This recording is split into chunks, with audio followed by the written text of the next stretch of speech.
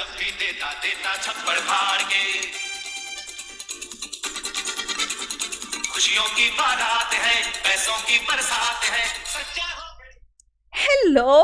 So the motto for this particular slide, ये हमारे बाबू भैया की एंट्री और इस गाने के साथ इसलिए हो रही है क्योंकि आज मुझसे ज़्यादा ये लोग आपको पूरा फिजिक्स एक्सप्लेन करने वाले हैं, वो भी बहुत अच्छी तरीके से। ओके, बिफोर स्टार्टिंग हम अपने आप को लोकेट कर लेते हैं कि टारगेट में हम पहुंचे कहाँ तक है। जब हमारे गोल्स अचीव हो जाते हैं कितना मज़ा आता है ना दूसरों को अपनी सक्सेस दिखाने का, और दैट टू टिक करने का कि भाई अब हम यहाँ तक पहुंचे, अब यहाँ तक पहुंचे। और यार है ना, गोल्स को पीछे छोड़ देना, एक लूजर की तरफ वापस अपने आप रात को सो जाना कि यार आज भी खत्म नहीं हुआ, अब तो क्या ही देखे ये टाइम टेबल। टाइम टेबल का मतलब क्या है? पहले 30 डेज का बनाते हैं, फिर 15 डेज का, फिर 20 डेज का, कोई मतलब नहीं है ना उस बात का। So better be consistent. ठीक है, आज का दिन पकड़ो और आज तक जितना टारगेट पूरा करना था खत्म कर दो, एक विनर वाली फीलिंग लेके आओ, तब पढ़ने में और मजा आएगा। बात रही आज की, आज हमें क्या पढ़ना है? लाइट इन ऑप्टिक्स पढ़ना है। प्रीवियस ईयर क्वेश्चन खोल के देख लो भाई ले, 5 से 6 क्वेश्चन आराम से यहाँ से आते हैं, चाहे वो लाइट के फिनोमेना से हो, रिफ्लेक्शन, रिफ्रैक्शन, ये बाबू भैया और राजू ये सारी चीज़ें आपको समझा देंगे, डोंट वरी फॉर दैट। और जो टॉपिक्स आपको पीवाईक्यू में देखने को मिलेंगे, कॉन्वेक्स लेंस क्या होता है, कॉनकेव मिरर क्या होता है, उसकी पावर क्या होती है, उसके डिसीजेस क्या होते हैं, सब कुछ आज के लेक्चर में बहुत बहुत ब्रिलियंट तरीके से हम खत्म करने वाले हैं। उसके अलावा पॉलिटी में हमें पढ़ना है the states, union territories, emergencies, amendments. अब देखो, स्टेट्स हमारा आता है पार्ट 6 में। पार्ट 6 अगर हमने कल पार्ट 5 पढ़ा होता तो ये बात बहुत आसान हो जाती। You better know the states is equivalent to the union only. जो सेंट्रल गवर्नमेंट पे चल रहा है मोर और लेस, वो इक्विवेलेंट स्टेट गवर्नमेंट में भी चल रहा होता है। ठीक है, उसके अलावा union territories, emergencies and amendments, ये सारी चीज कितनी ज्यादा इंपॉर्टेंट है। मिला जुला के 5 टॉपिक, ये जो 4 टॉपिक है उसमें से 5 से 6 क्वेश्चन यहां से भी निकल जाते हैं। तो ये पूरी वीडियो भाई आपसे आपकी 10 से 12 क्वेश्चन कैरी कर रही है। सोच लो, this is super super important. आज आपको सारे टारगेट्स पूरे कर देने हैं। कुछ एक भी डायलॉग में बीच में मिस कर, मतलब आपको स्किप नहीं करने हैं। आप उसको फास्ट फॉरवर्ड कर सकते हो लेकिन स्किप तो बिल्कुल नहीं करना। तभी, अगर जिनको नहीं पता हम यहाँ पे क्या कर रहे हैं, आप हमेशा स्ट्रैटेजी वीडियो देख के चले जाते हो और 2-4 दिन में और भटक जाते हो। भटकने का स्कोप ही नहीं है। साथ में पढ़ेंगे 30 days for your CDS 1 2023 exam. मुश्किल है CDS इन 30 डेज, राइट? मुश्किल है, बट कोई बात नहीं। अब जितने भी दिन बचे हो आपके, वीडियोस को जल्दी जल्दी खत्म करते जाना। Is it so difficult for you to watch 2 hours of video in entire day? सच में अगर आपके लिए ये मुश्किल है तो यार क्वेश्चन मार्क डाल दो अपने आप पे कि आप फौजी बनने के लिए तैयार हो क्या? मतलब big question mark on you. Okay, कोई बात नहीं, ये तो आपका पर्सनल क्वेश्चन था। ये प्लेलिस्ट आपके लिए मैंने बना दी है कि अगर पिछले वीडियोस खत्म नहीं करे हैं तो अभी जाके खत्म कर लेना इन चीज़ों को। ये भी वीडियो इस प्लेलिस्ट में ऐड हो जाएगी, तो टोटल आपके CDS की जो फटाफट टॉपिक आपको खत्म करने हैं वो मिल जाएंगे। ये जो स्टडी प्लान है पूरा, आपको वो टेलीग्राम पे भी देख लेना, आप मिल जाएगा आपको। इस तरीके से we will hunt down CDS 1 2023 exam. थोड़ा सा मुश्किल होने वाला है, but I know very few candidates and very serious candidates will do it। चलो ठीक है, पिछले क्वेश्चन में, लेक्चर में से आज का क्वेश्चन ये है जिसका आंसर आप देने वाले हो। तभी आपको पता चलेगा कि कंसेप्ट क्लैरिटी आपका आ रहा है नहीं, आप चीजें रट रहे हो या समझ भी रहे हो। समझ रहे हो तो UPSC क्रैक कर लोगे। UPSC क्रैक कर लोगे मतलब UPSC ही तो कंडक्ट करता है आपका CDS का एग्जाम। ठीक है, ओके। क्वेश्चन हियर इज कि अगर आप हनी को हीट करोगे तो उसकी विस्कोसिटी में क्या फर्क पड़ेगा, और आप ऑक्सीजन को हीट करोगे तो उसकी विस्कोसिटी पे क्या फर्क पड़ेगा। दिस इज द क्वेश्चन जिसका आप आंसर दोगे। अगर आप इसका आंसर दे पा रहे हो ना कमेंट सेक्शन में, दैट मीन्स आप है ना बहुत होशियार कैंडिडेट्स की लिस्ट में पहुंच चुके हो। ऑल्दो ये टॉपिक हम कल पढ़ चुके हैं, but still if you are able to recollect this particular concept, you are a brilliant student. Congratulations. चलो आज की बात से शुरू करते हैं।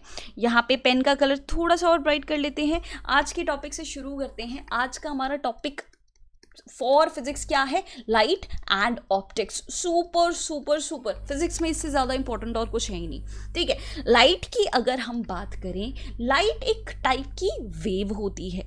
वेव कौन से टाइप की है, this is particularly electromagnetic in nature.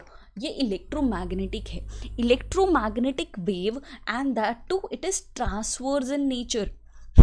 नहीं समझ में आ रहा, कोई बात नहीं, मैं आपको समझा रही हूँ। इसका मतलब क्या होता है, जब आप लाइट के छोटे से पार्टिकल को मैग्नीफाई करके देखो, आपको कुछ इस तरीके से दिखाई देगा।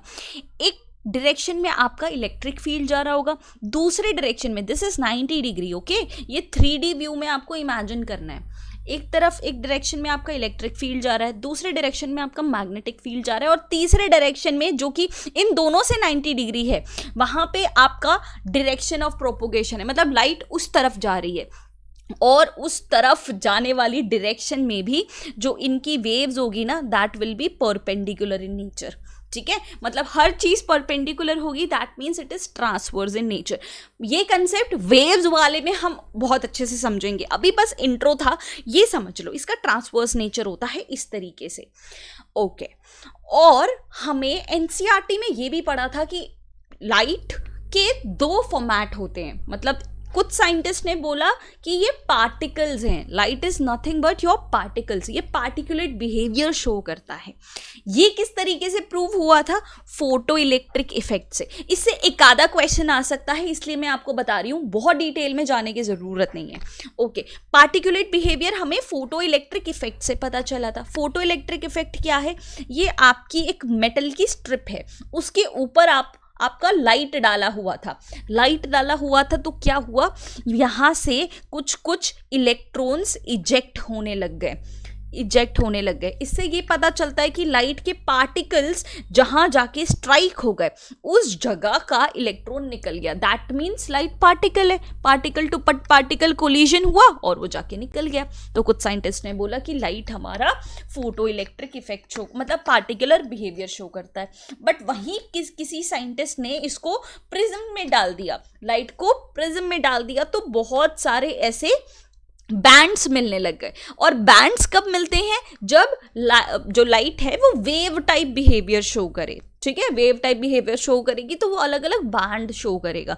इस तरीके से दोनों ड्यूल, इसको क्या कहते हैं, dual nature of your light, ये इन दोनों एक्सपेरिमेंट से पता चला था। तो ये 2 एक्सपेरिमेंट के नाम याद रखना, दैट इज इंपॉर्टेंट। बाकी हमारे मतलब की बात क्या है, हमारे मतलब की बात है कि लाइट कौन कौन से कांड शो करता है, कौन कौन से कांड करता है, मीन्स कौन कौन से फिनोमेना शो करता है, that is super important for us. जैसे ब्रीफ में यहाँ पे समझ लें, बाद में क्वेश्चन में अच्छे से समझेंगे, ब्रीफ में यहाँ समझ लें, जो लाइट है वो कितने करतब दिखाता है आपको पता है।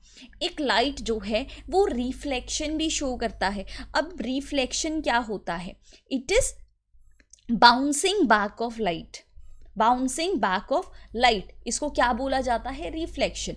कहाँ देखने को मिलता है, मिरर में, ठीक है। मिरर में क्या होता है, लाइट टकरा के वापस आ जाती है, लाइट टकरा के वापस आ जाती है, इसको क्या बोला जाता है, रिफ्लेक्शन बोला जाता है, ठीक है। पेन का कलर चेंज कर लेते हैं ताकि कंफ्यूज ना हो जाए। रिफ्रैक्शन क्या होता है, अब देखो बहुत लोग है ना रिफ्लेक्शन और रिफ्रैक्शन में बहुत सिली मिस्टेक्स करते हैं। हम समझते हैं, बहुत बेसिक से एकदम अव्वल लेवल तक, सीडीएस लेवल तक हम लेकर जाएंगे, कोई कंफ्यूजन नहीं होगा इस वीडियो के बाद, ठीक है। रिफ्लेक्शन में एल वाले में आपका बाउंसिंग बैक हो रहा था, बट रिफ्रैक्शन में क्या होगा, लाइट घुस जाएगी, ठीक है। लाइट का घुस जाना इज नोन एज रिफ्रैक्शन, ठीक है। लाइट का डायरेक्शन चेंज हो सकता है, वो हम आगे देखेंगे, बट जब लाइट घुस जाती है, जैसे एयर टू वाटर में जा रही हो, बाउंस बैक नहीं करेगी, यहाँ पे लाइट वापस में नहीं आएगी, लाइट अंदर चली जा रही है, घुस जा रही है, that is known as refraction of light, ठीक है। वो अपना डायरेक्शन चेंज कर लेगी जब वो एक मीडियम से दूसरे मीडियम में जाएगी, बट वो घुस जाती है, इसको रिफ्रैक्शन और रिफ्लेक्शन कहा जाता है। अब बात आती है इंटरफेरेंस की। अब ये इंटरफेरेंस क्या होता है, तो ये समझो इंटरफेरेंस क्या होता है, इंटरफेरेंस मतलब लाइट का जो वेव वाला नेचर हमें पता है। अगर दो लाइट की वेव एक ही डायरेक्शन में एक ही तरह आगे प्रोसीड कर रही है, मतलब ये स्ट्रॉन्ग हो गई अब, ठीक है। इसको क्या कहते हैं? सुपर इम्पोज होना।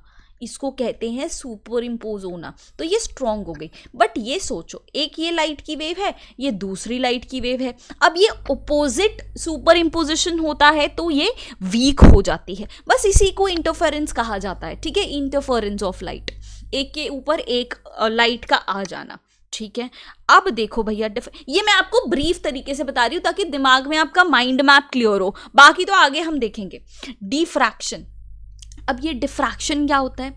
डिफ्रैक्शन का आप क्या कह सकते, एक और चीज़ है डिस्पर्जन, ये भी आप लिख लो यहाँ पे थोड़ा मिसिंग हो गया है।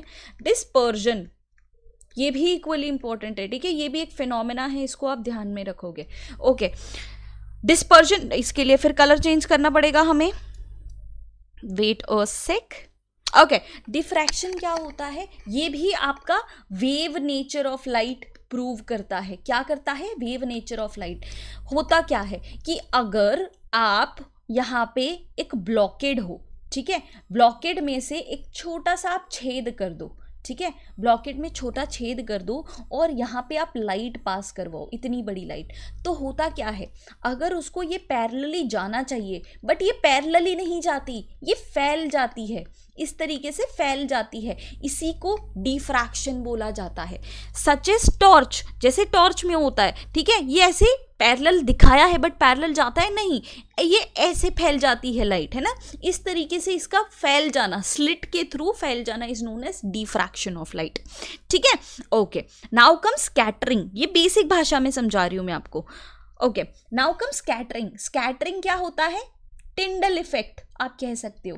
टिंडल इफेक्ट मतलब क्या होता है इस चीज का कि स्कैटरिंग आप पार्टिकल नेचर को भी शो करने के लिए कह सकते हो कि एक पार्टिकल जब दूसरी पार्टिकल से टकरा रहा है तो ये फैल जाता है, ठीक है, ये इस तरीके से स्कैटर हो जाता है, तो इसको स्कैटरिंग ऑफ लाइट बोला जाता है, ठीक है। खासकर ये एटमॉस्फेयर में देखा जाता है कि एटमॉस्फेयर में जो डस्ट पार्टिकल है उसकी वजह से ये लाइट पार्टिकल स्कैटर हो जाते हैं, उसको स्कैटरिंग ऑफ लाइट बोला जाता है। टोटल इंटरनल रिफ्लेक्शन, भाई जितना बड़ा ये नाम है ना, जितना बड़ा इसका नाम है उतने ही कंडीशंस लगते हैं इस पे, ठीक है। टोटल इंटरनल रिफ्लेक्शन, आराम से इसको अंदर समझेंगे क्योंकि इसमें बहुत टेक्निकल भाषा समझनी पड़ेगी हमें, तो इसको अंदर ही समझेंगे। बस इतना समझ लो, टोटल इंटरनल रिफ्लेक्शन का मतलब क्या होता है? जो डायमंड चमकता है ना हमारा, इतना स्ट्रॉन्ग चमकता है ना, किसकी वजह से चमकता है? टोटल इंटरनल रिफ्लेक्शन की वजह से। Got it? समझ में आई बात? और बात रही फाइनल हमारे डिस्पर्जन की। डिस्पर्जन क्या होता है? सेम हमने अभी स्टडी किया ना कि एक वाइट लाइट टर्न हो जाती है 7 कलर्स में, इसी को डिस्पर्जन ऑफ लाइट कहा जाता है। कैसे होती है? प्रिज्म से, ठीक है। इसी को वाइट बैंड 7 कलर्स में चेंज हो जाता है, 7 कलर्स वाइट लाइट में चेंज हो जाती है, इसी को डिस्पर्जन कहते हैं। इतने सारे फिनोमेना कौन शो करता है? हमारा लाइट शो करता है, ठीक है। कोई बात नहीं, बहुत आराम से देखते हैं, बहुत अच्छे से देखते हैं क्वेश्चन के अंदर, ठीक है। चलो यहाँ पे वापस से अगर मैं आपका थोड़ा हैवी कलर ले लूं तो आपको समझ में आएगा। आराम से चलते हैं। Okay, the minimum height of a plane mirror to see the full size of image of a person is equal to, मतलब अगर आप प्लेन मिरर में अपना चेहरा देखते हो, प्लेन मिरर में अपना चेहरा देखते हो, तो अगर आपकी पूरी इमेज चाहिए तो कितना, मतलब आपकी मिनिमम हाइट क्या होनी चाहिए? What is the minimum height, ताकि वो आपकी फुल इमेज दिखा सके। तो ये एक फैक्ट है, ये फैक्ट बेस्ड क्वेश्चन है, तो इसका टोटल फैक्ट बेस्ड क्वेश्चन, इसका आंसर मैं आपको बता दूं कि आपकी हाफ हाइट होनी चाहिए, half the person of height to see the full image, तभी वो आप फुल इमेज देखोगे। कोई भी ऑब्जेक्ट की हाइट आधी तो एटलीस्ट होनी चाहिए। This was fact based question, इसमें आप बहुत ज़्यादा कुछ नहीं कर सकते, ठीक है। आगे देखते हैं।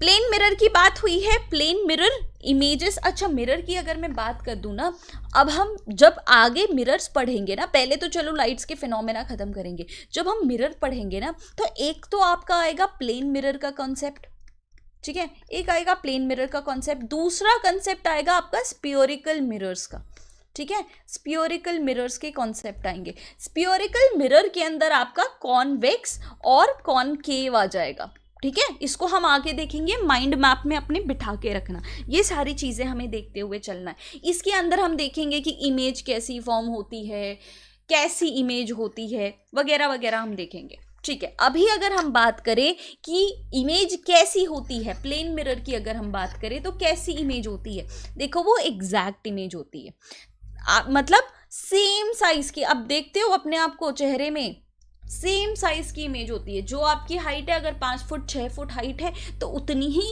आपको दिखाएगा उसके अंदर, ठीक है। पोजीशन क्या होगी आपकी इमेज की, सेम पोजीशन, मतलब जिस डेप्थ से आप अंदर खड़े हो उतनी ही डेप्थ से आपको वहां पे अंदर इमेज दिखेगी, सेम डेप्थ के साथ दिखेगी, but this image is virtual, ठीक है। ये हम वर्चुअल और रियल इमेज क्या होता है आगे मिरर्स और लेंसेज में देखेंगे आराम से, अभी थोड़ा स्लो लेके जाते हैं, ठीक है। बस इतनी चीज याद रखना, सेम साइज की होती है, वर्चुअल होती है और उतनी ही अंदर आपको दिखाई देगी जितने आप जैसे दूर खड़े हो। अगर आप दूर मिरर के खड़े हो तो आपकी इमेज भी मिरर में दूर दिखाई देती है, अगर मिरर के बिल्कुल पास होते हो तो आपको इमेज भी पास दिखाई देगी, दिस इज द थिंग। अच्छा, अब मुझे ये बात बताओ, how is reflected wave different than that of incident. अब मैं जो भी क्वेश्चन आपसे पूछती हूँ ना, चाहे फनी हो चाहे इंटेलेक्चुअल हो, 2 मिनट वीडियो को पॉज करके सोचा करो, ठीक है, कि इसका आंसर क्या हो सकता है। 2 मिनट इसको सोचा करो, तभी आपके दिमाग के तार एनलाइटन होंगे कि ओ माय गॉड इस तरीके से सोचना था, ठीक है। क्वेश्चन पूछने का मतलब क्या है यहाँ पे, कि जो आपकी इंसिडेंट वेव है क्या वो एग्जैक्ट सेम होती है जब वो बाउंस बैक होके आती है। देखो व्हेन इट इज सेड कि आपकी स्पीड सेम होगी, ठीक है, आपकी स्पीड भी सेम होगी, आपकी वेवलेंथ भी सेम होगी, ये सारे कंसेप्ट आपको आगे पता चलेंगे, ठीक है। वेवलेंथ भी सेम होगी, इसकी फ्रीक्वेंसी भी सेम होगी, ठीक है। बदल जाएगा आपका फेज, ठीक है, फेज डिफरेंट हो जाएगा, बाकी सारी चीजें सेम रहने वाली है। यहाँ पे मैं पेन चेंज करके अगर लिख दूं आपको ज्यादा समझ में आएगा, ये सारी चीजें सेम रहने वाली है और फेस यहाँ पे डिफरेंट हो जाएगा। बात समझ में आ रही है। अब हमें पता तो है नहीं फेस क्या होता है, फेस क्या होता है, फेस का मतलब मैं समझाती हूँ आपको। इस तरीके से लाइट की वेव है, ठीक है, इस तरीके से वेव है, वो जाके इंसिडेंट हो गई, तो अब बस इसके अंदाज इस तरीके से बदल जाएंगे, इस तरीके से, बस इसका इस तरीके से फेज, जहां पे इसकी पीक है वहां पे इसका ट्रफ आ जाएगा, डेप्थ आ जाएगी, और जहां पे इसकी डेप्थ है वहां उसकी पीक आ जाएगी।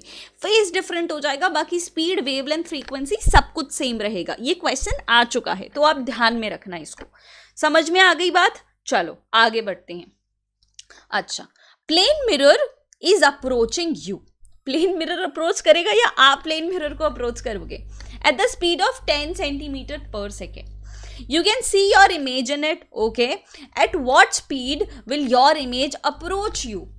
अभी हमने पढ़ा ना कि अगर आप दूर खड़े हो मिरर के तो आपको इमेज भी उतनी दूर ही दिखाई देगी, लेकिन जब आप पास आ चुके होंगे मिरर के आपको इमेज भी पास दिखाई देगी। तो अगर आपका मिरर आपको 10 सेंटीमीटर पर सेकेंड में अप्रोच कर रहा है तो आप भी 10 सेंटीमीटर पर सेकेंड पे ही अप्रोच करोगे। समझ आ रही है बात?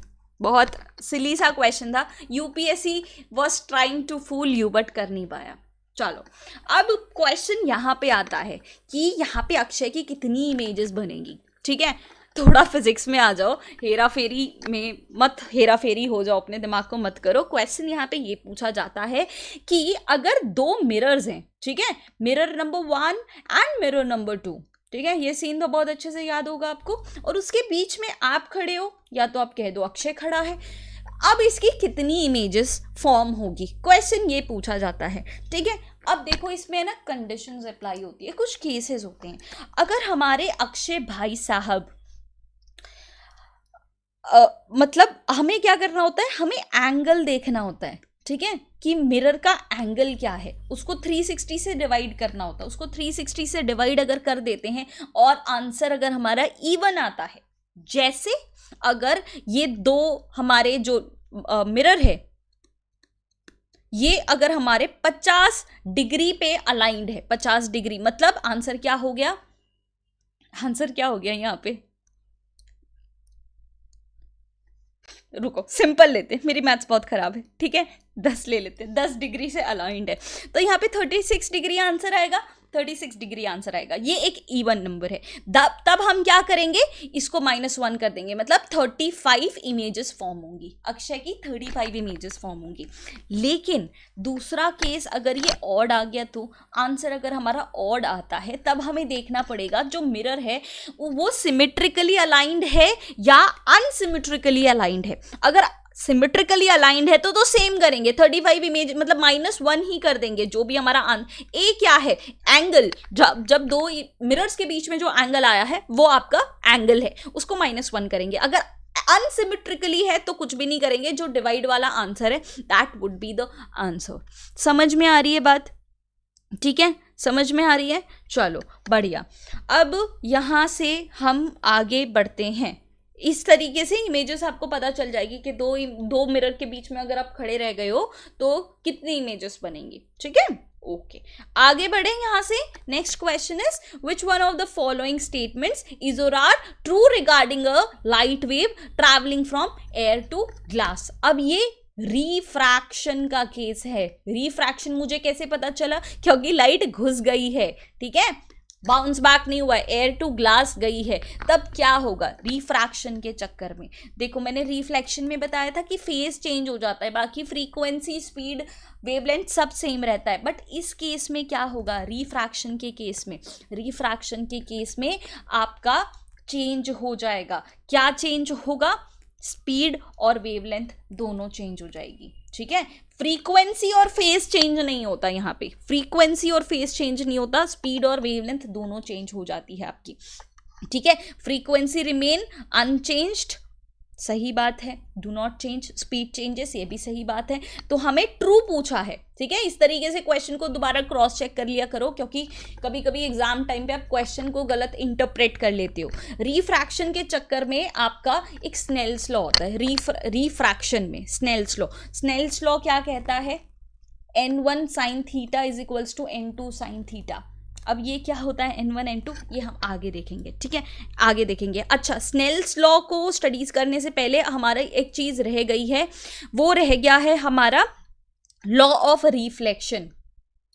लॉ ऑफ रिफ्लेक्शन क्या कहता है कि जो लाइट इंसिडेंट हुई है, यहाँ पे कोई भी आपका मीडियम होगा ना, मीडियम यहाँ पे मिरर या कुछ भी ऐसा होगा, यहाँ पे जो इंसिडेंट लाइट है यहाँ पे हमें नॉर्मल खींचनी है। नॉर्मल ये एक इमेजिनरी लाइन है जो कि 90 डिग्रीज है टू द मीडियम। अब ये जो एंगल ऑफ इंसिडेंस है that will be equal to angle of reflection, ठीक है, ये आपका लॉ ऑफ रिफ्लेक्शन होगा। अगर ये 30 डिग्रीज है तो ये भी कायदे से 30 डिग्रीज ही होगा बाय साइंस, ठीक है। चलो यहाँ पे हम रिफ्रैक्शन में पहुंचे थे, रिफ्रैक्शन में हमारा ये दोनों क्वेश्चन सही हो जाता है। अब देखो रिफ्रैक्शन में यहाँ आपको मजा आ जाने वाला है कसम से। देखो क्या होता है,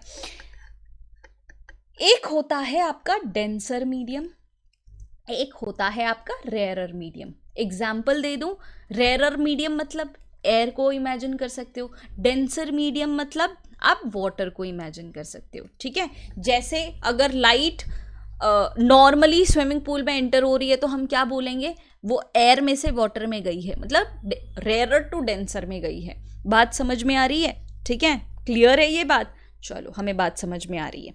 अब देखो रिफ्रैक्शन में क्या होता है ना, जैसे ये नॉर्मल है, ये हमारा मीडियम है, ठीक है, जैसे ये एयर है और ये वाटर है, ठीक है। वाटर कैसा होगा हमारा, डेंसर होगा, ठीक है, और एयर कैसा है, बहुत ध्यान से सुनना मजा आ जाएगा, ठीक है, ये रेयरर मीडियम है, ओके। अब ये वाटर से एयर में इस तरीके से लाइट जा रही है, ये क्या है, एंगल ऑफ इंसिडेंस, ये हम देख चुके हैं। कायदे से लाइट को स्ट्रेट जाना चाहिए लेकिन ये स्ट्रेट नहीं जाती। रिफ्रैक्शन में क्या होता है, बेंडिंग ऑफ लाइट होता है। क्या होता है, bending of light, light bend कर जाती है। अब लाइट इस तरफ बेंड करेगी या इस तरफ बेंड करेगी, ये मैं आपको बताती हूँ, ये बहुत सुंदर एग्जाम्पल से। अगर जिस मीडियम में वो जा रही है अगर वो रेयरर मीडियम है तो वो नॉर्मल से दूर हटने की कोशिश करेगी, ठीक है। ये आपका एंगल ऑफ रिफ्रैक्शन हो जाएगा, ये दूर हटने की कोशिश करेगी, ठीक है। पहले मैं आपको नॉर्मल चीज बता देती हूँ। और यहाँ पे चलो, यहाँ पे देख लेते हैं ये क्या है, travelling from less dense to more denser, तो क्या होगा, नहीं, हाँ यही पढ़ना है। यहाँ पे क्या हुआ है, डेंसर टू रेयरर। अब रेयरर टू डेंसर में अगर हमें जाना है, ये क्या है, रेयर है, ये डेंस है।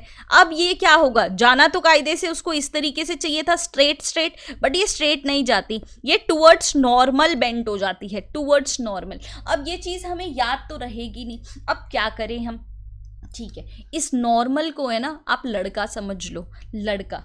अगर ये लड़का बप्पी लहरी टाइप्स होगा, मतलब बप्पी लहरी टाइप्स मतलब डेंसर होगा, denser in the case of richness, ठीक है, denser in case of government job, बहुत ध्यान से सुनना, rich in case of government job, पैसे वाइज।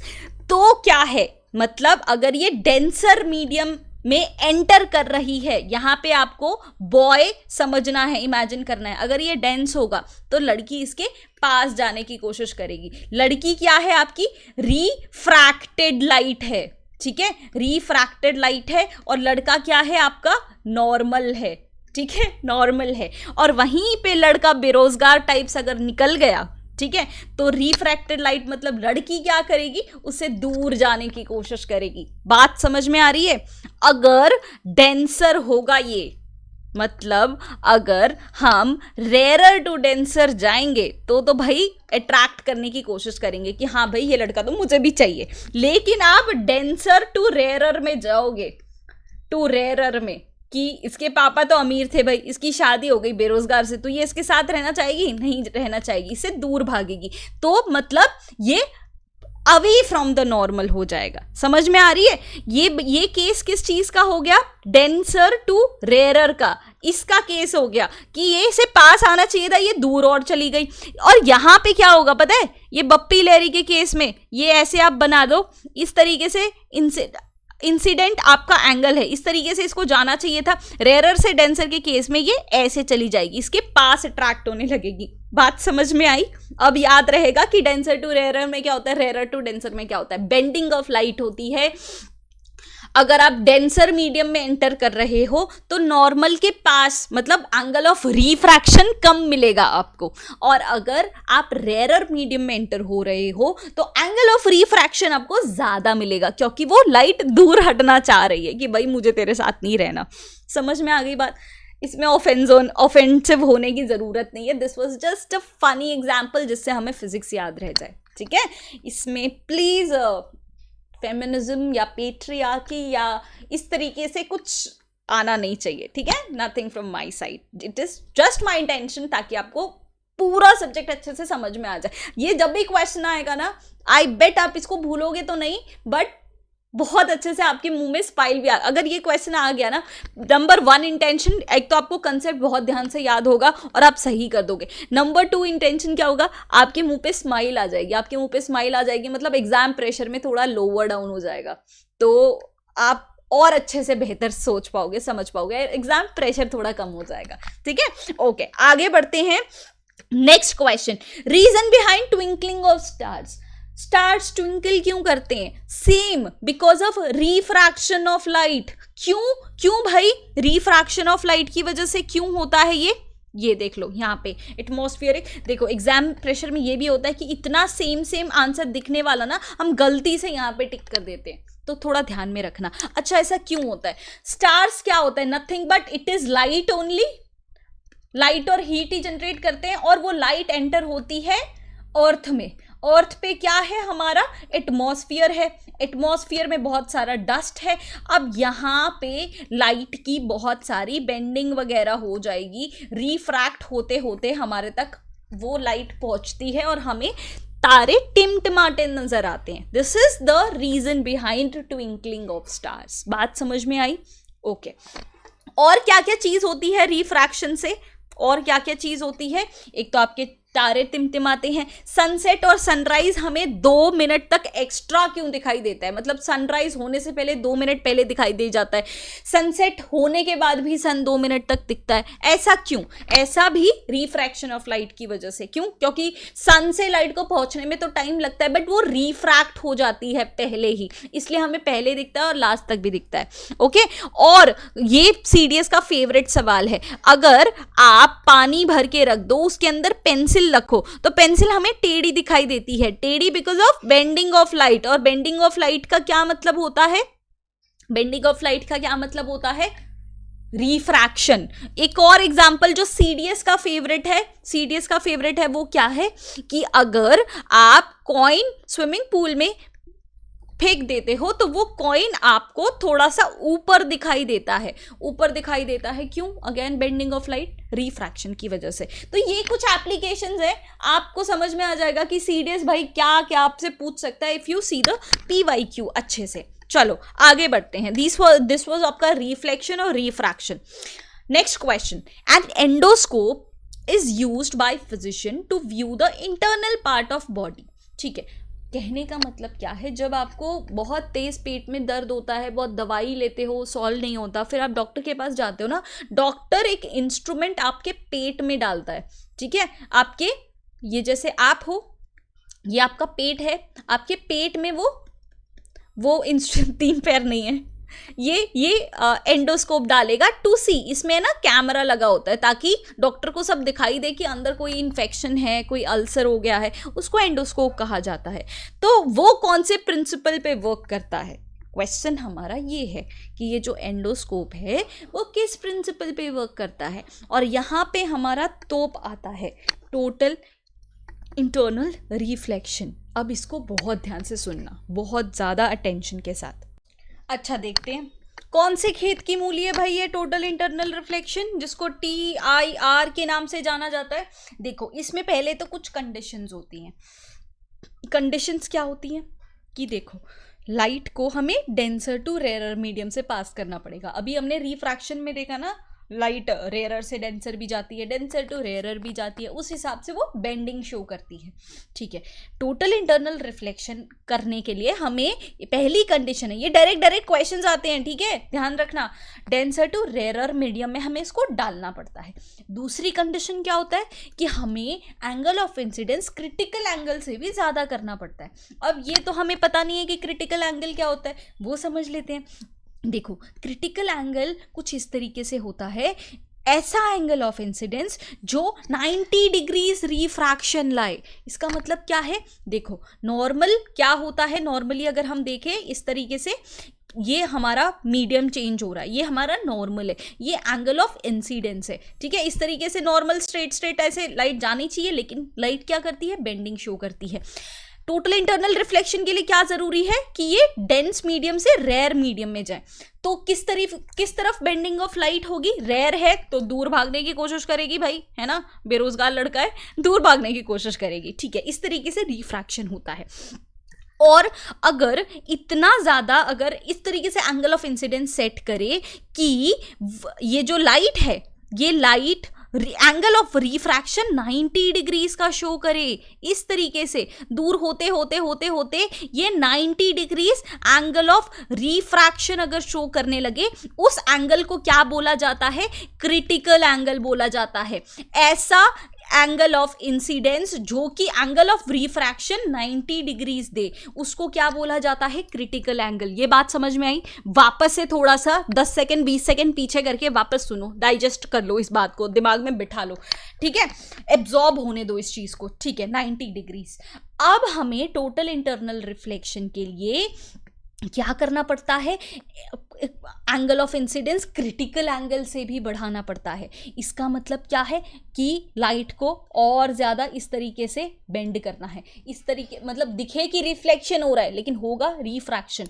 क्रिटिकल एंगल से भी ज़्यादा एंगल ऑफ इंसिडेंस हमें लाना पड़ेगा, तभी यहाँ पे हो क्या रहा है? रिफ्रैक्शन, सॉरी, ये क्या हुआ यहाँ पे, ये हुआ यहाँ पे शो हो रहा है कि ये रिफ्रैक्शन हो रहा है, लेकिन इस रिफ्रैक्शन को हम रिफ्लेक्शन कहते हैं। क्यों? क्योंकि हमें दूर से ऐसा दिखाई देता है कि भाई लाइट यहाँ पे गई थी और बाउंस होके बाहर आ गई, लेकिन वो बाउंस होके नहीं आई है, वो रिफ्रैक्ट होके आई है लाइट, ठीक है। जिस मीडियम में थी उसी मीडियम से रिफ्रैक्ट होके आई है, इसीलिए उसको रिफ्लेक्शन की तरह कंसिडर किया जाता है, ठीक है। ये 2 पॉइंट्स सुपर सुपर इंपॉर्टेंट है, इसके एप्लीकेशन सारे रट डालो, यही एग्जैक्ट पूछे जाते हैं। ऑप्टिकल फाइबर इसी पे काम करता है। मिराज जो कि हमें डेजर्ट्स में देखने को मिलता है, ओएसिस वगैरह, वो हमें टोटल इंटरनल रिफ्लेक्शन की वजह से ही दिखता है, और ये एंडोस्कोपी वगैरह भी टोटल इंटरनल रिफ्लेक्शन पे ही लागू होती है। ये बात समझ में आया। और सेम एक और डायमंड की जो वो होती है ना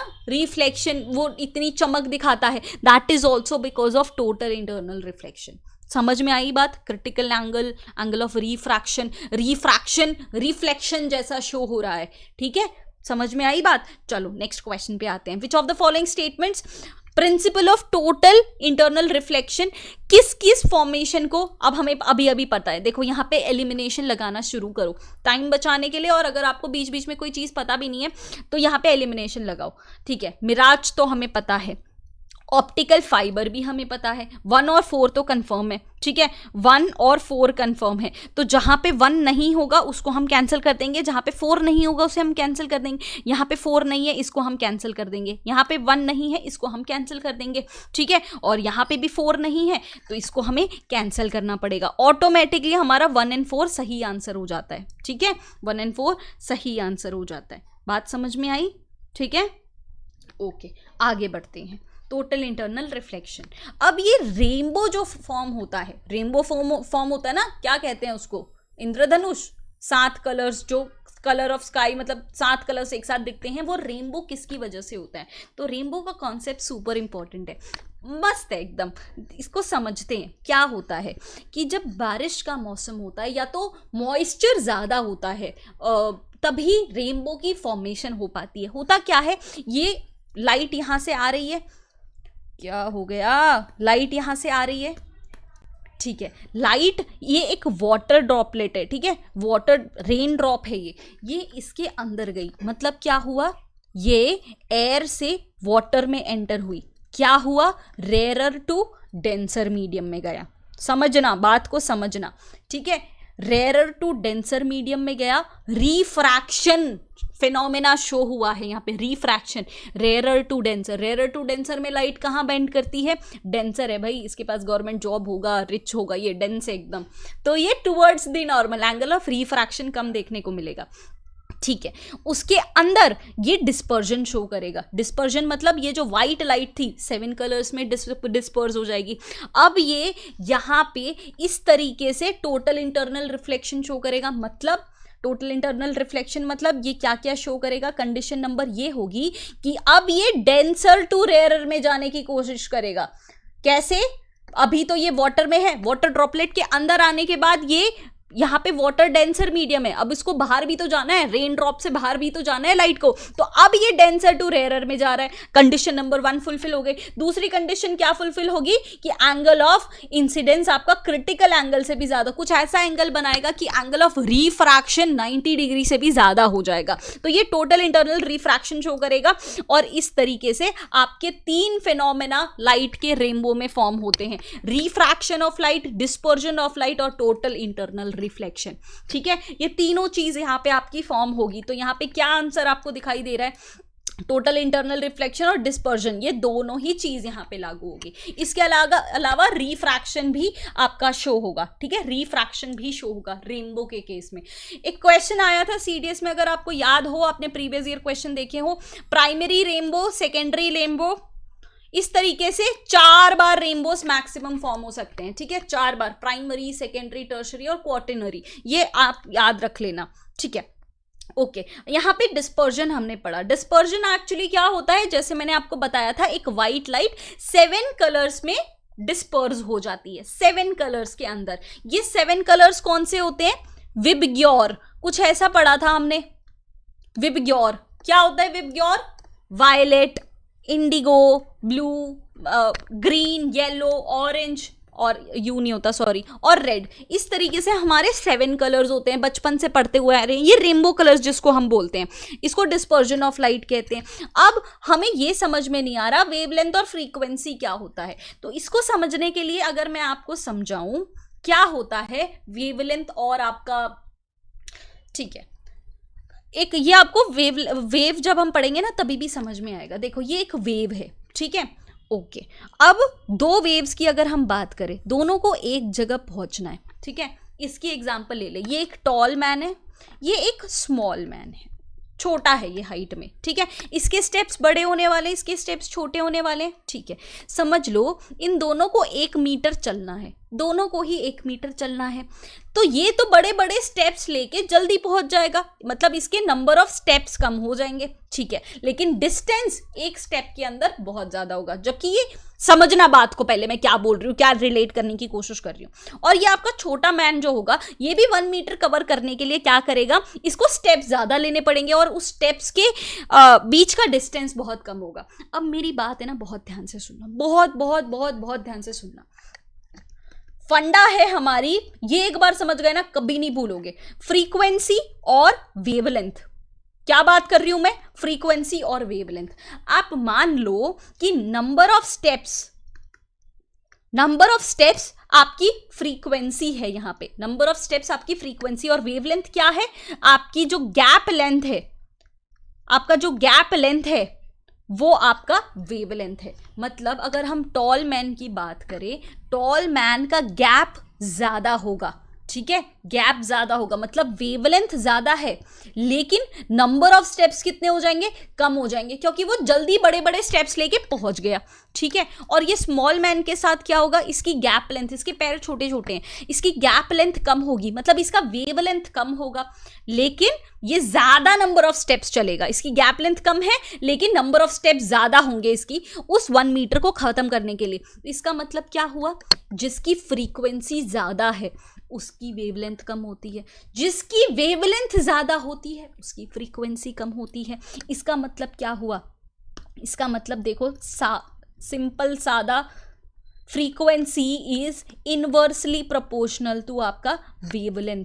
समझ में आ गया क्यों? अगर मैं बड़े बड़े स्टेप्स लूंगी तो मुझे कम स्टेप्स लगेंगे एक जगह पहुंचने के, अगर छोटे छोटे स्टेप्स ले रही हूं तो ज्यादा स्टेप्स लगेंगे।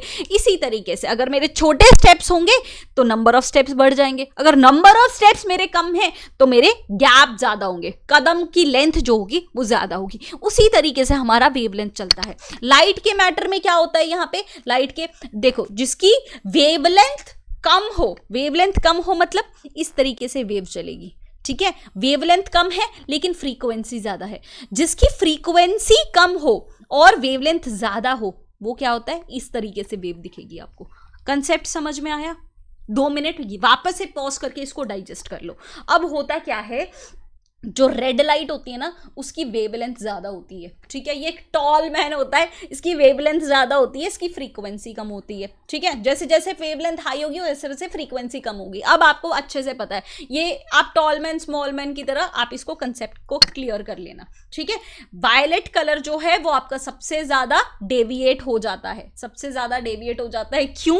क्योंकि बेचारे की फ्रीक्वेंसी ज्यादा है, वेवलेंथ कम है, मतलब छोटे छोटे छोटे छोटे पैर हैं इसके, कहीं पे भी गड्ढे में गिर जा सकता है। तो इस तरीके से ये फनी स्टोरीज ही आपको कंसेप्ट याद रखने में हेल्प कर सकती है, ठीक है। छोटे छोटे छोटे छोटे स्टेप्स लेगी और गड्ढे में गिर जा सकती है, तो डेविएट ज्यादा हो सकती है। जबकि रेड कलर है वो सबसे कम डेविएशन शो करता है, क्योंकि ये लॉन्ग और स्ट्रॉन्ग मैन होगा।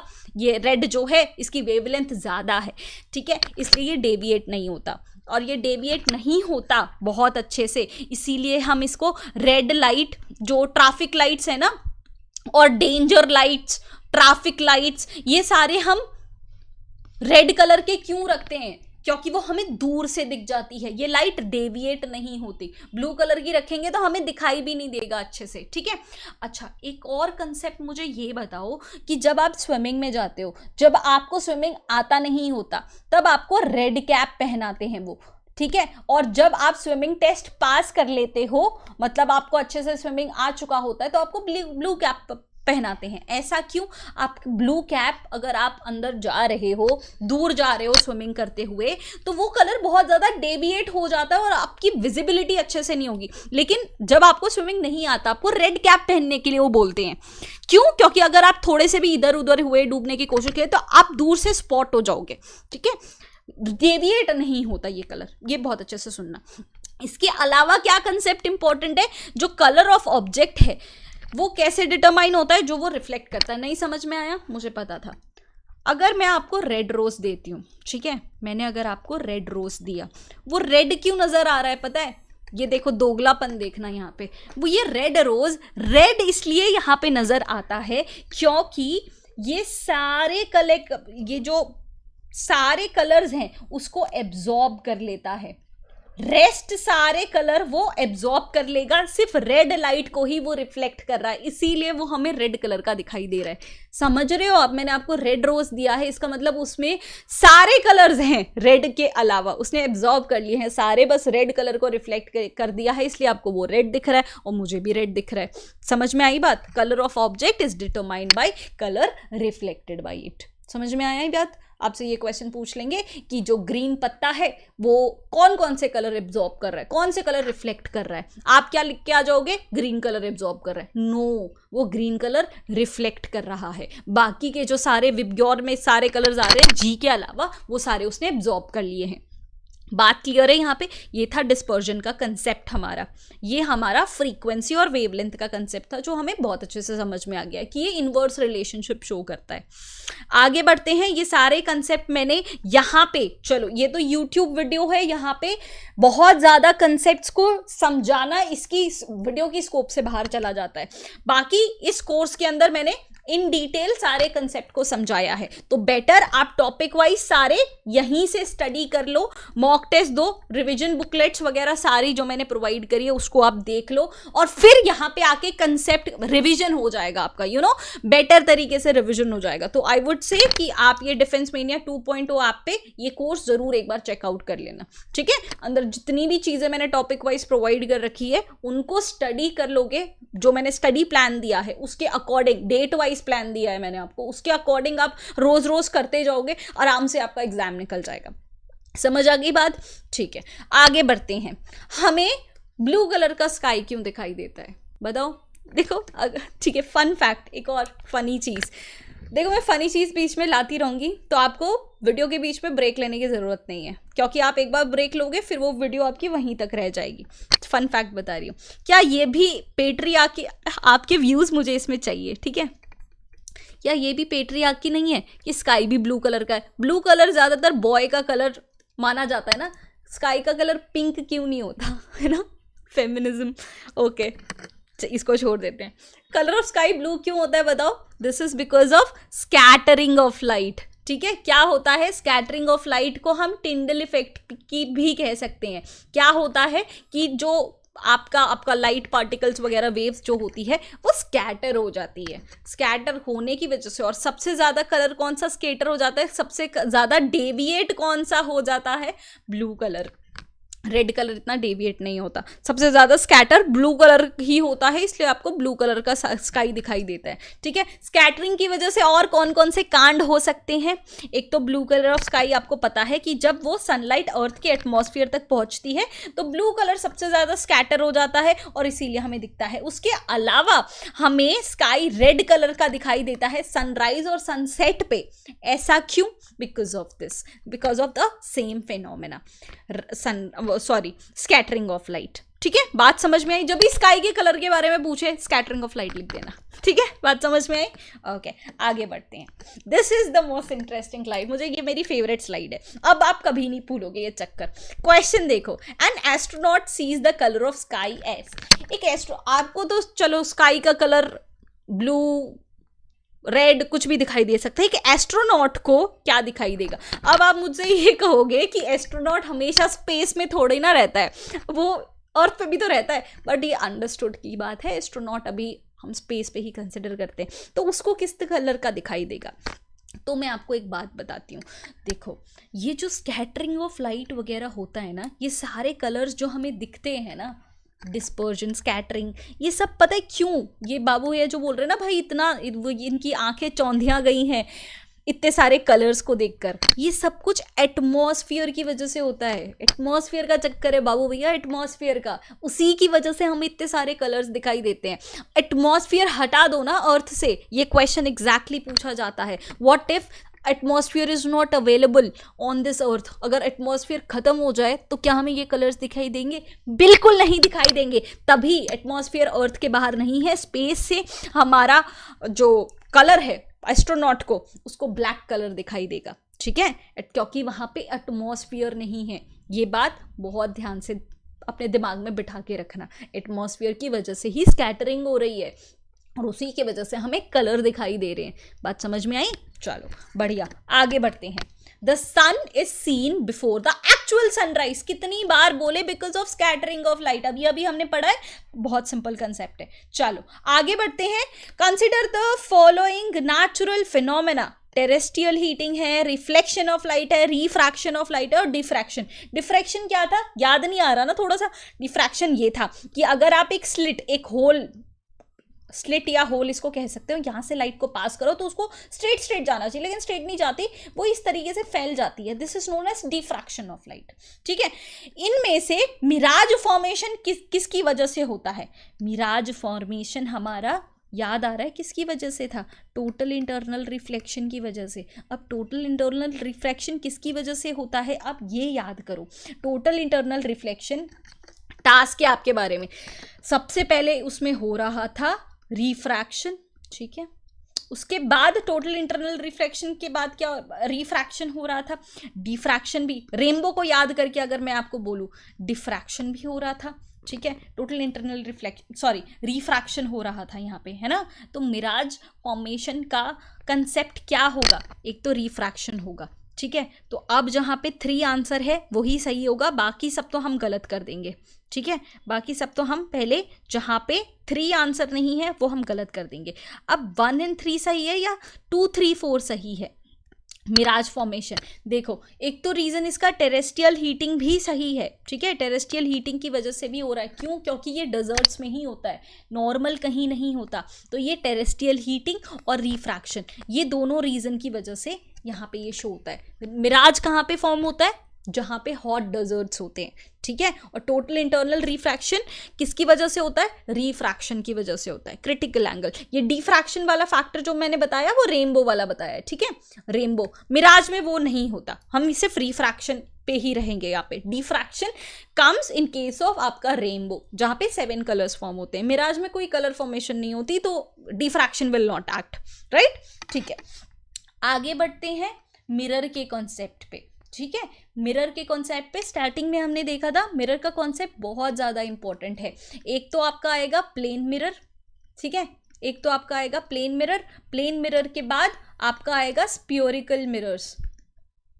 क्या आएगा आपका? Spherical mirrors. स्फेरिकल मिरर्स में 2 कौन से मिरर होते हैं? कॉनकेव और कॉन्वेक्स। बहुत कंफ्यूजन होता है ना, आज के बाद से नहीं होगा अगर आपने वीडियो पूरी खत्म करी तो, अदरवाइज तो भाई तुम ऐसे ही लुढ़कते रहोगे कि ये नहीं आता वो नहीं आता, आई डोंट नो व्हाई, ठीक है। स्फेरिकल मिरर्स हमें पढ़ना था।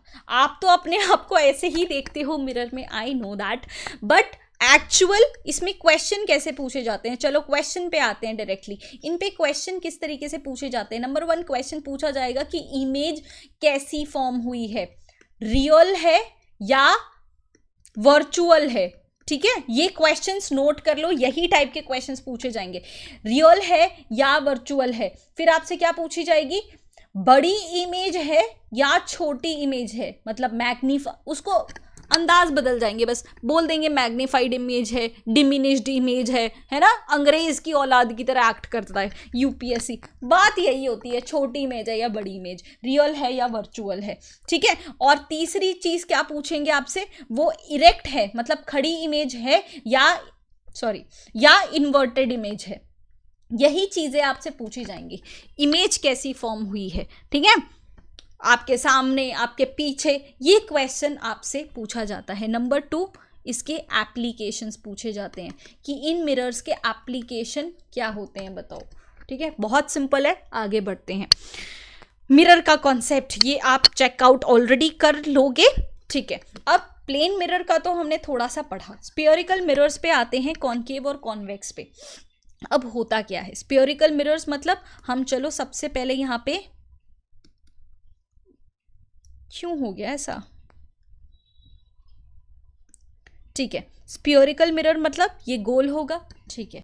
अब गोल मिरर तो होता नहीं है, हम इसका पार्ट ही उठा के लेंगे, पार्ट ही उठा के लेते हैं। तो जो कॉनकेव मिरर होता है वो आपको कैसे दिखाई देता है, ये केव जैसा, ठीक है, ये आपका कॉनकेव मिरर है, ये आपकी रिफ्लेक्टिंग सरफेस है। और कॉन्वेक्स मिरर में क्या होता है, ये आपकी रिफ्लेक्टिंग सरफेस होती है, ठीक है, ये आपकी रिफ्लेक्टिंग सरफेस होती है। ये है कॉनकेव और कॉन्वेक्स मिरर की बात कर रही हूं मैं, ठीक है। लेकिन ये पार्ट किस चीज का है, ये इस चीज का है। तो अब आपको कुछ टर्मिनोलॉजी याद करनी पड़ेगी। कौन सी टर्मिनोलॉजी याद करोगे, कि जब आप सर्कल बनाते हो तो ये क्या होता है, ये आपका सेंटर होता है, ठीक है, जिसको हम सी से डिनोट करते हैं। ये आपके मिरर का मिडल पॉइंट है, जिसको हम पोल से डिनोट करते हैं, पी से, ठीक है, ओके। अब ये क्या है, ये आपका रेडियस है, ठीक है। रेडियस को अगर आप हाफ कर दोगे तो इसको फोकल पॉइंट बोला जाता है, ठीक है, फोकल पॉइंट। ये कुछ टर्मिनोलॉजी में बता रही हूं ताकि आप बेटर समझ पाओ आगे की चीजों को। इसको बोला जाता है फोकस, ठीक है। फोकस क्या होता है, ये पोल और सेंटर का मिड पॉइंट होता है। मिड पॉइंट का मतलब क्या है, ये भी सेम है, ये भी सेम है। ये बात समझ में आई, बस इतनी सी चीज आपको समझनी है, दैट्स इट। मिरर के केस में इतनी सी चीज आपको समझनी है, चाहे वो कॉनकेव मिरर हो, कॉन्वेक्स मिरर हो। कॉनकेव मिरर में भी ये सेम चीज आपको एप्लीकेबल होगी। ये आपका पोल होगा, यहाँ पे कहीं आपका सेंटर होगा, यहाँ पे आपका फोकस होगा, ठीक है। आपको सेंटर पे खड़ा कर देंगे, फोकस पे खड़ा कर देंगे, इस तरीके से ये लोग आगे बढ़ेंगे। अब कुछ रूल्स होते हैं रिफ्लेक्शन के, उसको समझ लेते हैं, फिर सारे क्वेश्चन आसानी से सॉल्व हो जाएंगे। मेन 4 क्वेश्चन होते हैं। देखो, जब आपकी लाइट आती है, यहाँ पे कलर थोड़ा चेंज कर देते हैं ताकि हमें दिखाई दे, ठीक है। जब आपकी लाइट है वो स्ट्रेट आती है, तब रिफ्लेक्ट होके वो फोकस पे ही जाएगी। ये रूल्स हैं, इसको रट लो, ठीक है, बहुत आराम से कह रही हूँ, रट लो इसको। अगर पैरेलल आ रही है तो फोकस पे जाएगी, ठीक है। और ये सेम उल्टी चीज होती है, अगर आपकी लाइट फोकस पे से पास हो रही है और मिरर पे जा रही है तो वो कहाँ जाएगी, वाइस वर्सा, पैरेलल जाएगी। पैरेलल आ रही है तो फोकस पे जाएगी, फोकस से आ रही है तो पैरेलल चली जाएगी। ये 2 रूल्स क्लियर हुए। अब देखो, अगर वो सेंटर से पास हो रही है तो वो रिफ्लेक्ट होके वापस सेंटर पे चली जाएगी, राइट, ठीक है। और अगर वो डायरेक्टली पोल पे अगर इंसिडेंट हो रही है तो कौन सा लॉ ऑफ रिफ्लेक्शन यहाँ पे एप्लीकेबल हो जाएगा। लॉ ऑफ रिफ्लेक्शन क्या था, angle of incidence is equal to angle of refraction. अगर ये 20 डिग्री से गया तो ये भी 20 डिग्री से ही रिफ्लेक्ट बैक हो जाएगी। बात समझ में आई। अच्छा, यहाँ पे इंग्लिश का भी रूल ऐड हो चुका है, रिफ्लेक्ट इटसेल्फ शोज कि वो बाउंस बैक हो रही है, तो रिफ्लेक्ट बैक गलत हो जाएगा, ये सुपर फ्लूएस हो जाएगा, ठीक है। अच्छा, इंग्लिश की प्रैक्टिस शीट भी मैंने आपको ऐप पे दे रखी है। ऐप पे आप देखोगे ना, फ्री कंटेंट वाला जो होगा, आपका फ्री कंटेंट वाला आइकन आपको सबसे पहले ही दिखेगा, वहां पे आप चेकआउट कर लेना। इस वीडियो की पीडीएफ भी मैं वहां पे कंपाइल करके दे दूंगी, पूरी 30 पीडीएफ जो होगी वहीं से सारे क्वेश्चन मैच हो जाएंगे, आपके लगभग सारे क्वेश्चन मैच हो जाएंगे सीडीएस के। और इंग्लिश की जो प्रैक्टिस शीट है, कॉम्प्रिहेंशन वगैरह, vocab, idioms, grammar rules, practice सारा, PQRS, S1 S2, jumble sentences, ये सारे आपके रोज जो आपको प्रैक्टिस करना है ये वहीं पे मिल जाएगा, ठीक है। ये फ्री कंटेंट के अंदर आप चेकआउट करोगे, आपको मिल जाएगा वहां पे, तो वहां से ले लेना आप। चलो, इतनी बात समझ में आई। सुपर फ्लूएस भी पढ़ लिया आज हमने इस क्लास में। इतने रूल्स अगर हमें समझ में आते हैं तो हम आगे बढ़ते हैं, ठीक है, आगे बढ़ते हैं। बात करते हैं पहले कॉनकेव मिरर की। बात ध्यान से सुनना, अब देखना, अब है ना, कोई गड़बड़ मत करना। कॉनकेव मिरर की बात कर रही हूँ, पहले देसी लैंग्वेज में समझो, टेक्निकल लैंग्वेज में तो हर कोई आपको समझाता है, देसी लैंग्वेज में समझना पहले आप। इस रूल के आधार से ही मैं आपको समझा रही हूँ, ठीक है। कॉनकेव मिरर मतलब ये मिरर कुछ ऐसा दिखेगा आपको, बहुत गंदी ड्राइंग है मेरी। कॉनकेव मिरर इस तरीके से आपको दिखाई देगा। ये आपका सेंटर है, ये आपका फोकस है, ये आपका पोल है, ठीक है। हम 3 कंडीशन लेते हैं। पहले अगर आप सेंटर पे खड़े होगे तो क्या होगा, मतलब लाइट अगर सेंटर पे है तो सेंटर से ही रिफ्लेक्ट हो जाएगी, ठीक है। तो ये चीज़ मैं आपको कॉमन लॉजिक बताती हूँ कि अगर मैंने जो आपको क्वेश्चन पूछे थे स्टार्टिंग में, देख लो यहाँ पे वापस से देख लो, क्या क्वेश्चन आएंगे, इमेज कैसी फॉर्म होगी, रियल, इन्वर्टेड, बड़ी, छोटी, इरेक्ट, और कहाँ फॉर्म होगी। अच्छा ये क्वेश्चन भी लिख लो, इमेज कहाँ फॉर्म होगी, पोजीशन क्या होगा उस इमेज का, ये तीसरा क्वेश्चन आप लिख लो, यहाँ से ये पूछा जाएगा, ठीक है। तो यहाँ पे हम ये सारे क्वेश्चन का आंसर लिख लेते हैं। अगर ये कॉनकेव मिरर है, सेंटर से लाइट जा रही है और सेंटर पे ही रिफ्लेक्ट हो जा रही है, तो यहाँ पे अगर मैं खड़ी रहूँगी ना, मतलब अगर ऑब्जेक्ट यहाँ पे है तो इमेज भी कहाँ फॉर्म होगी। सबसे पहले चलो पोजीशन से ही बात करते हैं, पोजीशन इसकी सेंटर पे ही होगी। क्यों, लाइट यहाँ से आई थी, यहीं पे वापस चली जा रही है, तो ऑब्जेक्ट यहाँ था, यहीं पे उसकी इमेज बन जाएगी, सेंटर पे ही उसकी इमेज बन गई, ठीक है। ये इमेज कैसी होगी, सेम साइज की होगी, ठीक है। सेंटर पे जो इमेज खड़ी है वो सेम साइज की होगी। अगर ये कंसेप्ट समझ में आ गया ना, सारे कंसेप्ट समझ में आ जाएंगे। टेक्निकल लैंग्वेज पे बाद में जाना, देसी लैंग्वेज पहले। सेम साइज की होगी और कैसी होगी, इन्वर्टेड होगी या क्या होगी, देख वो हम आगे देखेंगे, अभी हमें समझ में नहीं आएगा। टेक्निकल लैंग्वेज नहीं समझेंगे तब तक हमें समझ में नहीं आएगा कि ये सीधी होगी या उल्टी होगी। अभी हमें ये बात समझ में आ रही है कि ये सेम साइज की होगी, चलो ये भी ठीक है। अब देखो, जैसे जैसे आप इसके पास जाते जाओगे, ठीक है, इसके पास जाते जाओगे या इससे दूर जाते जाओगे, टेक्निकल लैंग्वेज में क्या बोला जाएगा, बियॉन्ड सेंटर। बियॉन्ड सेंटर मतलब अगर आप सेंटर से दूर जाते जाओगे। फिर बाद में जो टेक्निकल लैंग्वेज यूज होगी वो होगी सेंटर और फोकस के बीच में, फिर यूज होगी फोकस पे, फिर यूज होगी फोकस और पोल के बीच में, ठीक है। हमें कौन सी, हमें सिर्फ दो पोजीशन याद रखनी है। अगर हम सेंटर पे खड़े होंगे तो क्या होगा, और हम फोकस पे खड़े होंगे तो क्या होगा, ठीक है। सेंटर का हमें पता चल गया, वहां से लाइट आ रही है और वहीं पे जाएगी। फोकस पे हम लाइट फेंकते थे तो लाइट कहाँ जाती थी, फोकस पे हम लाइट फेंकते थे तो वो पैरेलल जाती थी। यहाँ पे रूल नंबर 3 में देखो, ठीक है। इसका मतलब क्या है, अगर हम यहाँ पे खड़े हैं तो वो लाइट पैरेलल जाएगी। मतलब ये कैसी होगी, एक तो ये अगर हम फोकस पे खड़े हैं तो इमेज कहाँ बनेगी, इमेज इन्फिनिटी में बन जाएगी, ठीक है, पैरेलल जा रही है इन्फिनिटी पे, तो ये कैसी हो जाएगी, मैग्नीफाइड इमेज हो जाएगी, बहुत ज़्यादा, बहुत बड़ी इमेज फॉर्म हो जाएगी, क्योंकि मिल ही नहीं रही है भाई इमेज, तो ये मैग्नीफाइड इमेज हो जाएगी। ये दो कंसेप्ट याद रहेंगे तो सब कुछ याद रहने लगेगा। बात समझ में आई, ठीक है, मैग्नीफाइड इमेज मिल रही है। अब टेक्निकल भाषा में इतनी बात समझ में आ गई, अब टेक्निकल भाषा में चलते हैं। ओके, अब याद करो, सेंटर पे सेम साइज की इमेज थी। अब सेंटर से अगर आप, ठीक है, सेंटर से अगर आप पीछे जाओगे तो इमेज छोटी छोटी होने लगेगी, ठीक है, इमेज छोटी छोटी होने जाएगी। और सेंटर से इस तरफ जाओगे तो इमेज बड़ी बड़ी होने लगेगी, ठीक है, इमेज बड़ी बड़ी होने लगेगी। इतनी बात ध्यान में रखना, बाकी सब याद रह जाएगा आपको। ये क्या है, ये बियॉन्ड सेंटर का आपका केस है, बियॉन्ड सेंटर, ठीक है। थोड़ा एफर्ट लगाना समझाने में, समझने में थोड़ी, ओके, समझने में थोड़ा सा एफर्ट लगाना। सेंटर से बियॉन्ड अगर वो बंदी खड़ी होगी, हमें इतना पता है सेंटर पे खड़े होंगे तो सेम साइज की होगी। अगर सेंटर से दूर जाओगे तो ये छोटी होने लगेगी इमेज। कैसी होगी, छोटी इमेज बनेगी। इमेज रियल होगी और इन्वर्टेड होगी, ठीक है, रियल और इन्वर्टेड। अच्छा, ये रियल और इन्वर्टेड का मतलब क्या होता है, रियल इमेज वो होती है जो एक्चुअल इंटरसेक्शन से बनती है, ठीक है, रियल रेस से बनती है, ठीक है, उसको पीछे स्ट्रेच नहीं करना पड़ता, उसको रियल बोलते हैं। और खासकर जो रियल इमेजेस होती हैं वो इन्वर्टेड होती हैं, ठीक है, उल्टी इमेज हमें देखने को मिलेगी यहाँ पे। बात समझ में आई, इन्वर्टेड, रियल और डिमिनिश्ड, ये तीन चीज़ें यहाँ पे ध्यान रहेगी।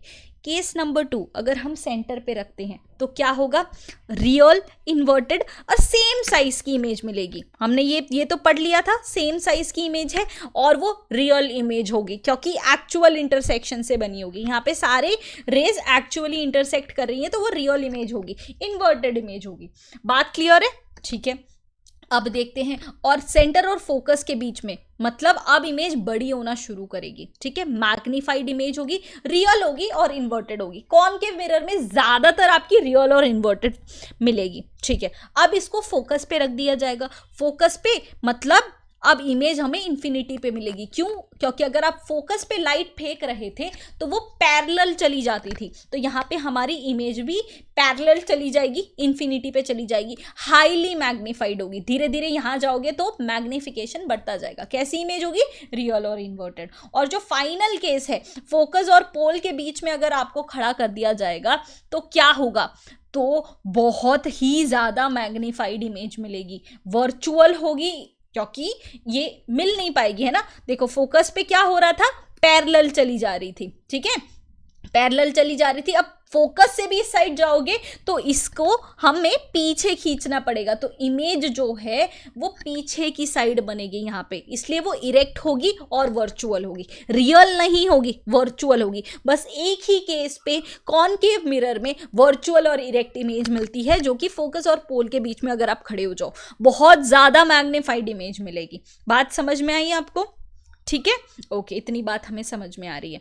अब हमें ये समझना ज़रूरी है कि इसके एप्लीकेशंस क्या होंगे, इसके एप्लीकेशंस क्या होंगे। अब हमें इतनी बात समझ में आ रही है कि अगर यहाँ पे अगर हमें मिरर को मैग्निफिकेशन पर्पस से यूज़ करना हो तो हम कौन सा मिरर यूज़ करेंगे? कॉनकेव मिरर यूज़ करेंगे। क्यों? क्योंकि जैसे आप डेंटिस्ट के पास जाते हो, डेंटिस्ट को आपका कीड़ा बड़ा बड़ा दिखाई देता है, आपके दांत बड़े बड़े दिखाई देते हैं। क्यों? क्योंकि वो इतना क्लोज लेके जाते हैं। इतना क्लोज लेके जाने का मतलब क्या होता है? इतना क्लोज लेके जाने का मतलब आप ऑब्जेक्ट को फोकस और पोल के बीच में डाल रहे हो ताकि हाईली मैग्नीफाइड इमेज मिले और सीधी इमेज मिले। अब तक हमारी इमेज उल्टी आ रही थी, बस इसी केस में हमें इरेक्ट इमेज मिल रही है और मैग्नीफाइड इमेज मिल रही है, ठीक है। तो अगर जो भी हमारा मैग्निफिकेशन का काम है, मैग्नीफाइंग ग्लास हो गया, हमारा शेविंग मिरर हो गया, कॉस्मेटिक्स में हम मतलब जूम करके देखते हैं कि लिपस्टिक सही लगी है या नहीं लगी है, तो इन और कार में जो हेडलाइट्स होती हैं उनको भी दूर तक फेंकने के लिए हम कौन सा मिरर यूज करते हैं? Concave mirror. मैग्निफिकेशन में जो भी हमें काम हो मिरर का, तो हम कौन सा मिरर यूज करेंगे? Concave mirror. अब कॉन्वेक्स को देखते हैं। कॉन्वेक्स में बहुत कम केसेस हैं, बहुत ज्यादा कम केसेस होंगे। उससे पहले ये क्वेश्चन देख लेते हैं। If a concave mirror an object, if in a concave mirror, concave मतलब इस तरीके से बनता है, बार बार मैं आपको रिपीट कर रही हूँ ताकि दिमाग में बैठ जाए। कॉनकेव मिरर है आपका, उसमें आपके इमेज को is placed between radius of curvature, okay, radius और curvature and focus of the image. इसका मतलब क्या हुआ? कहाँ रखा है भाई इमेज को? ये सेंटर है, ये फोकस है। कहाँ रखा है? Between radius of the curvature and focus, focus और radius of curvature. Radius of curvature क्या होता है भाई? सेंटर होता है। अगर इन्होंने यहाँ पे रखा है इमेज को, ठीक है, तो इसकी इमेज कहाँ फॉर्म होगी? देखो, नाउ आई एम कंफ्यूज्ड कि रेडियस ऑफ कर्वेचर क्या होता है, तो मैं आपको दोनों केस बता देती हूँ, ठीक है, ओके। अब यहाँ पे अगर मैं यहाँ पे खड़ी हूँ तो इमेज कहाँ फॉर्म होगी? अब यहाँ पे लगेगा कॉमन सेंस, ठीक है। कॉमन सेंस कैसे लगेगा भाई? कितने, अगर सेंटर पे खड़ी होती तो सेंटर पे बनती, फोकस पे खड़ी होती, फोकस पे खड़ी होती तो पैरेलल, मतलब पैरेलल चली जाती। अब इसके बीच में खड़ी हूं तो क्या होगा? बियॉन्ड सेंटर आपकी बनेगी, ठीक है। देखो बात समझो, सेंटर पे खड़ी हूं तो सेंटर पे इमेज बनेगी। ये इमेज का चार्ट है, ये चार्ट ऐसे बना सकते हो, ठीक है आप। ये आपका ऑब्जेक्ट है या आपका इमेज है, सेंटर पे खड़ी हूं सेंटर पे बनेगी, ठीक है। फोकस पे बनी हूं, पैरेलल चली जाएगी, पैरेलल चली जाएगी। अगर पैरेलल पे हूं, पैरेलल पे मतलब बियॉन्ड सी आई हूं, बियॉन्ड सी, तो फोकस पे इमेज बनेगी। और अगर मैं यहां खड़ी हूं तो कहां बन जाएगी? पैरेलल और सी के बीच में क्या है? मतलब अगर मैं ऑब्जेक्ट को बीच में रख रही हूं तो इमेज जहां उन दोनों की पड़ती वहां पे बीच में रखना है। सेंटर पे खड़ी होती तो सेंटर पे इमेज बनती, फोकस पे खड़ी होती तो पैरेलल। इन दोनों का मिड पॉइंट मुझे ढूंढना है। इन दोनों का मिड पॉइंट क्या है? बियॉन्ड सी, ठीक है। यहाँ पे इमेज कहाँ बन जाएगी? बियॉन्ड सी बन जाएगी, ओके। और अगर मैं यहाँ खड़ी हूँ तो इमेज कहाँ बनेगी? अगर फोकस पे खड़ी रहती तो कहाँ पे? पैरेलल पे बनती। और फोकस और पोल के बीच में अगर मैं खड़ी हूं तो कहाँ बनेगी? बिहाइंड द मिरर बनेगी, राइट। बिहाइंड द मिरर बन जाएगी, यहाँ पे मिरर के ही पीछे बनेगी, ठीक है, यहाँ पे ऐसा कोई ऑप्शन दिख रहा है बिहाइंड द, ऐसा नहीं, तो मतलब ये इस केस के बारे में पूछ रहे हैं। ये ऐसे भी दिमाग लगा सकते हो, अगर आप, जब आपको क्वेश्चन समझ में ना आए आप कंसेप्ट को समझो, मतलब ये इसके बारे में पूछ रहे हैं। बियॉन्ड सी बन जाएगा ये, ठीक है, beyond a radius of curvature, B would be the right answer. आपको समझ आया, ये होता है स्टूडेंट पॉइंट ऑफ व्यू से आंसर करना। जैसे मुझे रेडियस ऑफ कर्वेचर ही नहीं पता क्या होता है, तो बस कंसेप्ट, मेरे पास दो कंसेप्ट थे, ये होता तो ये आंसर आता, ये होता तो ये आंसर आता, ठीक है। इस तरीके से आपको एलिमिनेशन लगाना है, तुक्का लगाना भी है तो पूरी कैलकुलेटेड रिस्क के साथ लगाना है। बात समझ में आई? चलो ठीक है, आगे बढ़ते हैं। अच्छा, ये ऐसे ही क्वेश्चन आपके पूछे जाते हैं, ठीक है। तो और PYQ, अगर भगवान की मेहरबानी से आपने ये भी काम नहीं किया है तो टेलीग्राम से आप ले लेना, और मैं जो आपको फ्री नोट्स बोल रही थी ये आपके ऐप में यहाँ पे आपको दिख जाएगा, ठीक है। बाकी सब्जेक्ट वाइज PYQ आप टेलीग्राम से उठा लेना आराम से। बात करते हैं कॉन्वेक्स मिरर की। कॉन्वेक्स मिरर में देखो, हमें ना ज़्यादातर वर्चुअल इमेज मिलेगी, ज़्यादातर, ठीक है, ज़्यादातर हमें वर्चुअल इमेज मिलेगी। क्यों? क्योंकि यहाँ पे रेज है ना डाइवर्ट हो जा रही है, डाइवर्ट हो जा रही है, मतलब अगर पैरेलल से हमारी रेज आती है तो कहाँ जाती है, ये चली गई बाहर ही, ऊपर ही उड़ गई, स्पेस में उड़ गई। अब हम इसे पीछे खींच के लाएंगे तो यहाँ पे हमारा कॉन्वेक्स मिरर में इस साइड फोकस और सेंटर बनेगा। क्यों? क्योंकि ये सर्कल ऐसा है, ठीक है। अभी तक कॉनकेव मिरर था तो यहाँ पे सर्कल था, तो यहाँ पे हमारा सेंटर और फोकस बनता था। बट अब क्या हो रहा है, इस तरफ से हमारा सर्कल बनेगा, दिस इज हमारा कॉन्वेक्स मिरर, तो इसके पीछे साइड हमारा फोकस और सेंटर होगा, तो हमें रे को खींच के लाना पड़ता है और वो फोकस पे आती है, ठीक है। बात समझ में आई? आ गई? ठीक है, बहुत बढ़िया। और अगर ये इस डायरेक्शन में आ रही हो, सेंटर के डायरेक्शन में, तो ये सेंटर पे ही चली जाएगी। बात सेम है, बात यहाँ पे एग्जैक्टली सेम होगी। केस बहुत कम है यहाँ पे। इस केस में अगर आप कॉन्वेक्स मिरर के सामने खड़े हो तो आपको डिमिनिश्ड इमेज मिलती है, ठीक है, छोटी इमेज मिलेगी यहाँ पे, वर्चुअल, अपराइट और डिमिनिश्ड इमेज। चाहे कहीं पे भी खड़े हो जाओ, ठीक है, कहीं पे भी आप खड़े हो जाओगे, आपको छोटी वर्चुअल और इरेक्ट इमेज मिलेगी, अपराइट इमेज मिलेगी, ठीक है। अपराइट और इरेक्ट इज सेम, ओके। बस एक केस है आपका, एक केस यहाँ पे वर्चुअल और erect, diminished behind the mirror का। बात समझ में आई? अब देखो, जहां पे हमें मैग्निफिकेशन चाहिए था हम कॉनकेव मिरर यूज कर रहे थे। अब जहां पे हमें मतलब छोटी इमेज देखनी है लेकिन ब्रॉड व्यू चाहिए, छोटी इमेज के साथ हमें ब्रॉड व्यू मिलता है, वहां पे हम क्या यूज करते हैं, कॉन्वेक्स मिरर। अब ब्रॉड व्यू हमें कहाँ चाहिए होता है, साइड मिरर में। क्यों? क्योंकि इतना सारा ट्रैफिक, मुझे इतनी बड़ी कार तो देखनी नहीं है कि पीछे मर्सिडीज का थोबड़ा तो देखना नहीं है मुझे, क्या करूंगी, एक्सीडेंट हो जाएगा।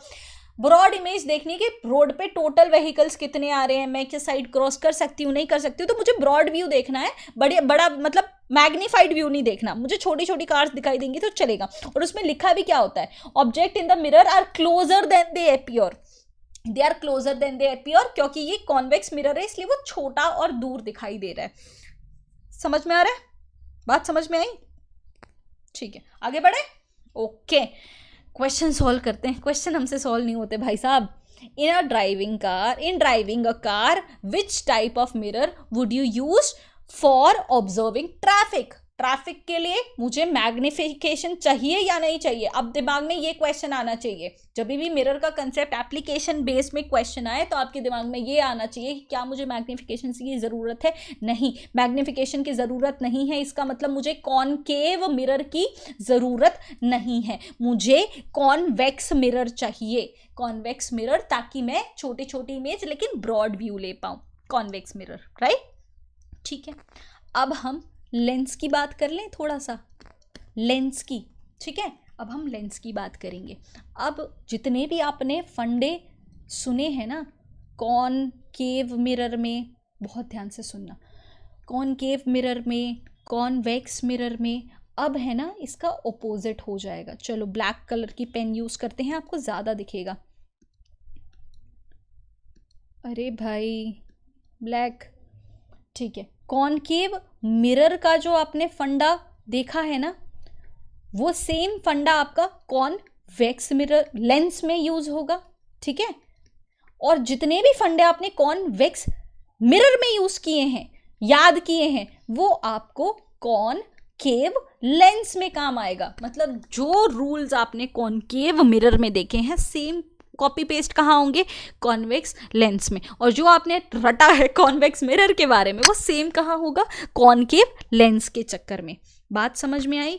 ठीक है, थोड़ा सा एक्सप्लेनेशन, रूल्स यहाँ पे थोड़े मॉडिफाई कैसे होंगे, बाकी चीज़ें सेम है। आपका लेंस इस तरीके से दिखता है, ये क्या है, कॉन्वेक्स लेंस है आपका। ठीक है, कॉन्वेक्स लेंस कैसा होता है, ऐसा, मैं रेड कलर की पेन यूज़ करनी पड़ेगी यहाँ पे। ठीक है, कैसा होता है, ऐसा होता है। यहाँ पे भी अगर पैरेलल रे आ रही है तो वो फोकस पे डाइवर्ट हो जाती है। अब ये लोग कैसा दोगलापन करते हैं कि जैसे ये पूरा सर्कल है, अब लेट कर लो पूरा सर्कल है, ठीक है, ये आपका सेंटर था, ये हमारा फोकस था। अब इन्होंने टर्मिनोलॉजी चेंज कर दी है, ये फोकस नंबर 1 होगा और इसको हम C नहीं बुलाएंगे, इसे F2 बुलाएंगे। बात समझ में आ रही है? इन्होंने अपना नाम F2 रख लिया है। यहाँ पे 2 फोकस क्यों है, 2 फोकस और 2 सेंटर क्यों है? 2 सेंटर की बात है जिसका नाम हमने F ही रख दिया है। ठीक है, वो इसलिए है क्योंकि ये एक सर्कल है और ये दूसरा सर्कल है। ठीक है, तो ये एक सर्कल का फोकस और ये सेंटर वाला पॉइंट होगा, ये दूसरे वाले सर्कल का ये पॉइंट होगा। बात समझ में आई? बस यही हमें समझना है।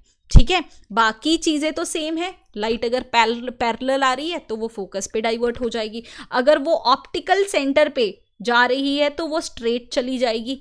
और एक बात यहाँ पे ये भी ध्यान रखने वाली चीज़ है कि अब तक हम मिरर पढ़ रहे थे, मिरर में क्या होता है, रिफ्लेक्शन होता है। रिफ्लेक्शन मतलब क्या होता है, bouncing back of light, bouncing back of light होता था। ठीक है, और लेंस क्या होता है, लेंस के अंदर लाइट घुस जाती है।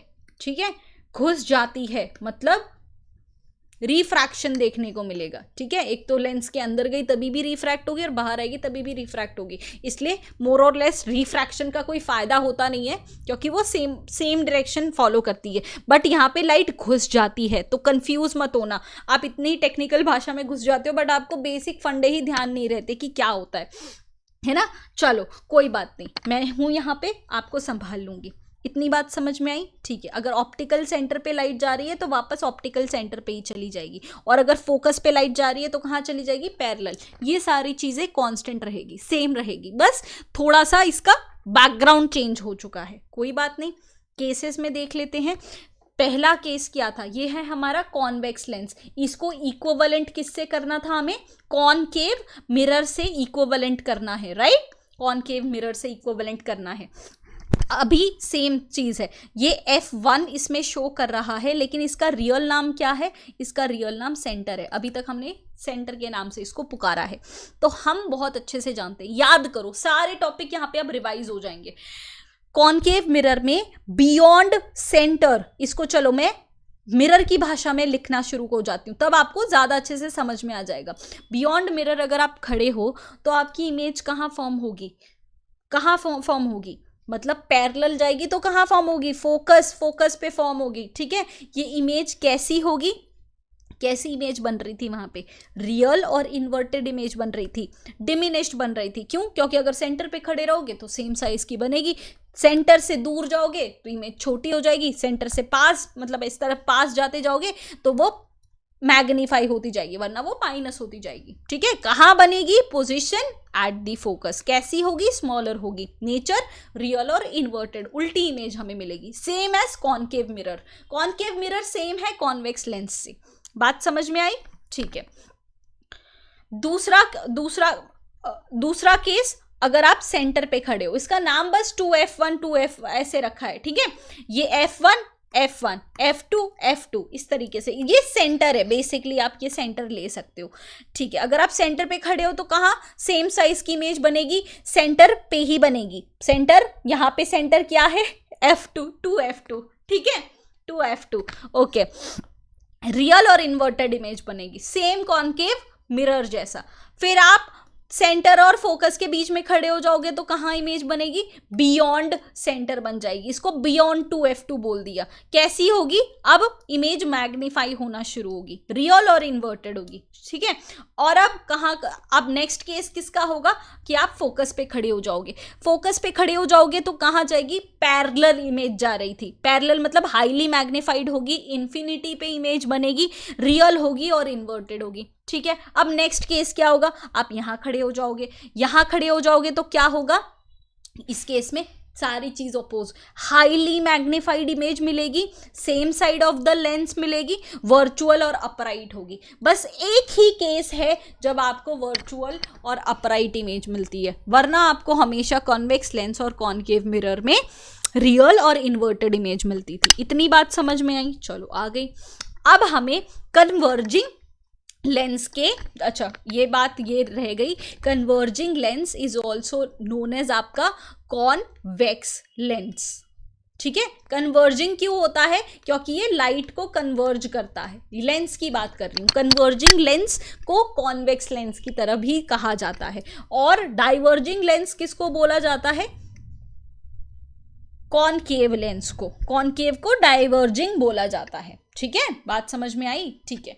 अब इसके हम कहाँ यूज करेंगे कन्वर्जिंग लेंस को, कॉन्वेक्स लेंस को, टेलीस्कोप में यूज करेंगे, माइक्रोस्कोप में यूज करेंगे। अगर हमें मैग्निफिकेशन की ज़रूरत है तो हम हमेशा कॉन्वेक्स मिरर कॉनकेव मिरर और कॉन्वेक्स लेंस यूज करेंगे कैमरा के अंदर। माइक्रोस्कोप, टेलीस्कोप ये क्या करता है, मैग्निफिकेशन का ही काम करता है ना। हमारे लेंस, आंखों में भी कौन सा लेंस है, आंखों में कौन सा लेंस है हमारा, कॉन्वेक्स लेंस, ठीक है, कन्वर्जिंग लेंस है। और मैग्नीफाइंग ग्लास भी क्या होता है, कन्वेक्स लेंस ही होता है। मैग्निफिकेशन के लिए कॉनकेव मिरर, कॉन्वेक्स लेंस, इसमें कंफ्यूज नहीं होना। ये वीडियो आपको दोबारा देखनी पड़ेगी यार, ठीक है। ओके यही रूल्स का कंपैरिजन हम कर लेते हैं कॉनकेव लेंस के साथ। कहाँ से कंपेयर करेंगे हम, कॉन्वेक्स मिरर के साथ हम कंपेयर करेंगे, हमें अच्छे से याद हो जाएगा।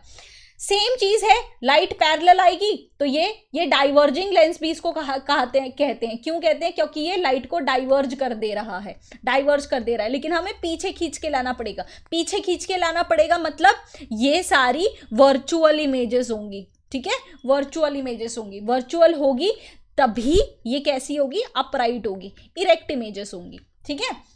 ओके पैरेलल आ रही थी, फोकस पे चली गई, ऑप्टिकल सेंटर से ऑप्टिकल सेंटर में चली जाएगी, और अगर टुवर्ड्स फोकस डायरेक्ट होगी तो कहाँ चली जाएगी, पैरेलल चली जाएगी। ये चीज़ न जाने कितनी बार मैं रिपीट कर चुकी हूँ अब।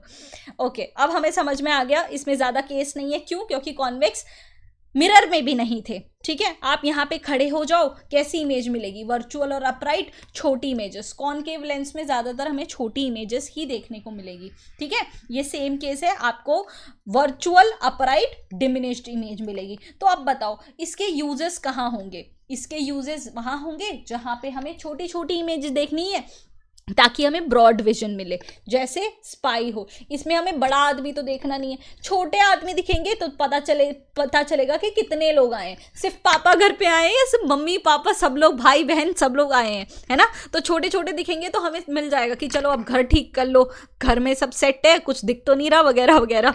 तो ये इस काम के लिए यूज होता है, जब आपको बड़ी इमेजेस की जरूरत नहीं है, छोटी छोटी इमेजेस बट ब्रॉड विजन चाहिए आपको, तो वहां आपका ये लेंस यूज होता है, डाइवर्जिंग लेंस, कॉनकेव लेंस। समझ आई बात। चलो अब क्वेश्चन सॉल्व करते हैं, यहीं पे हमारी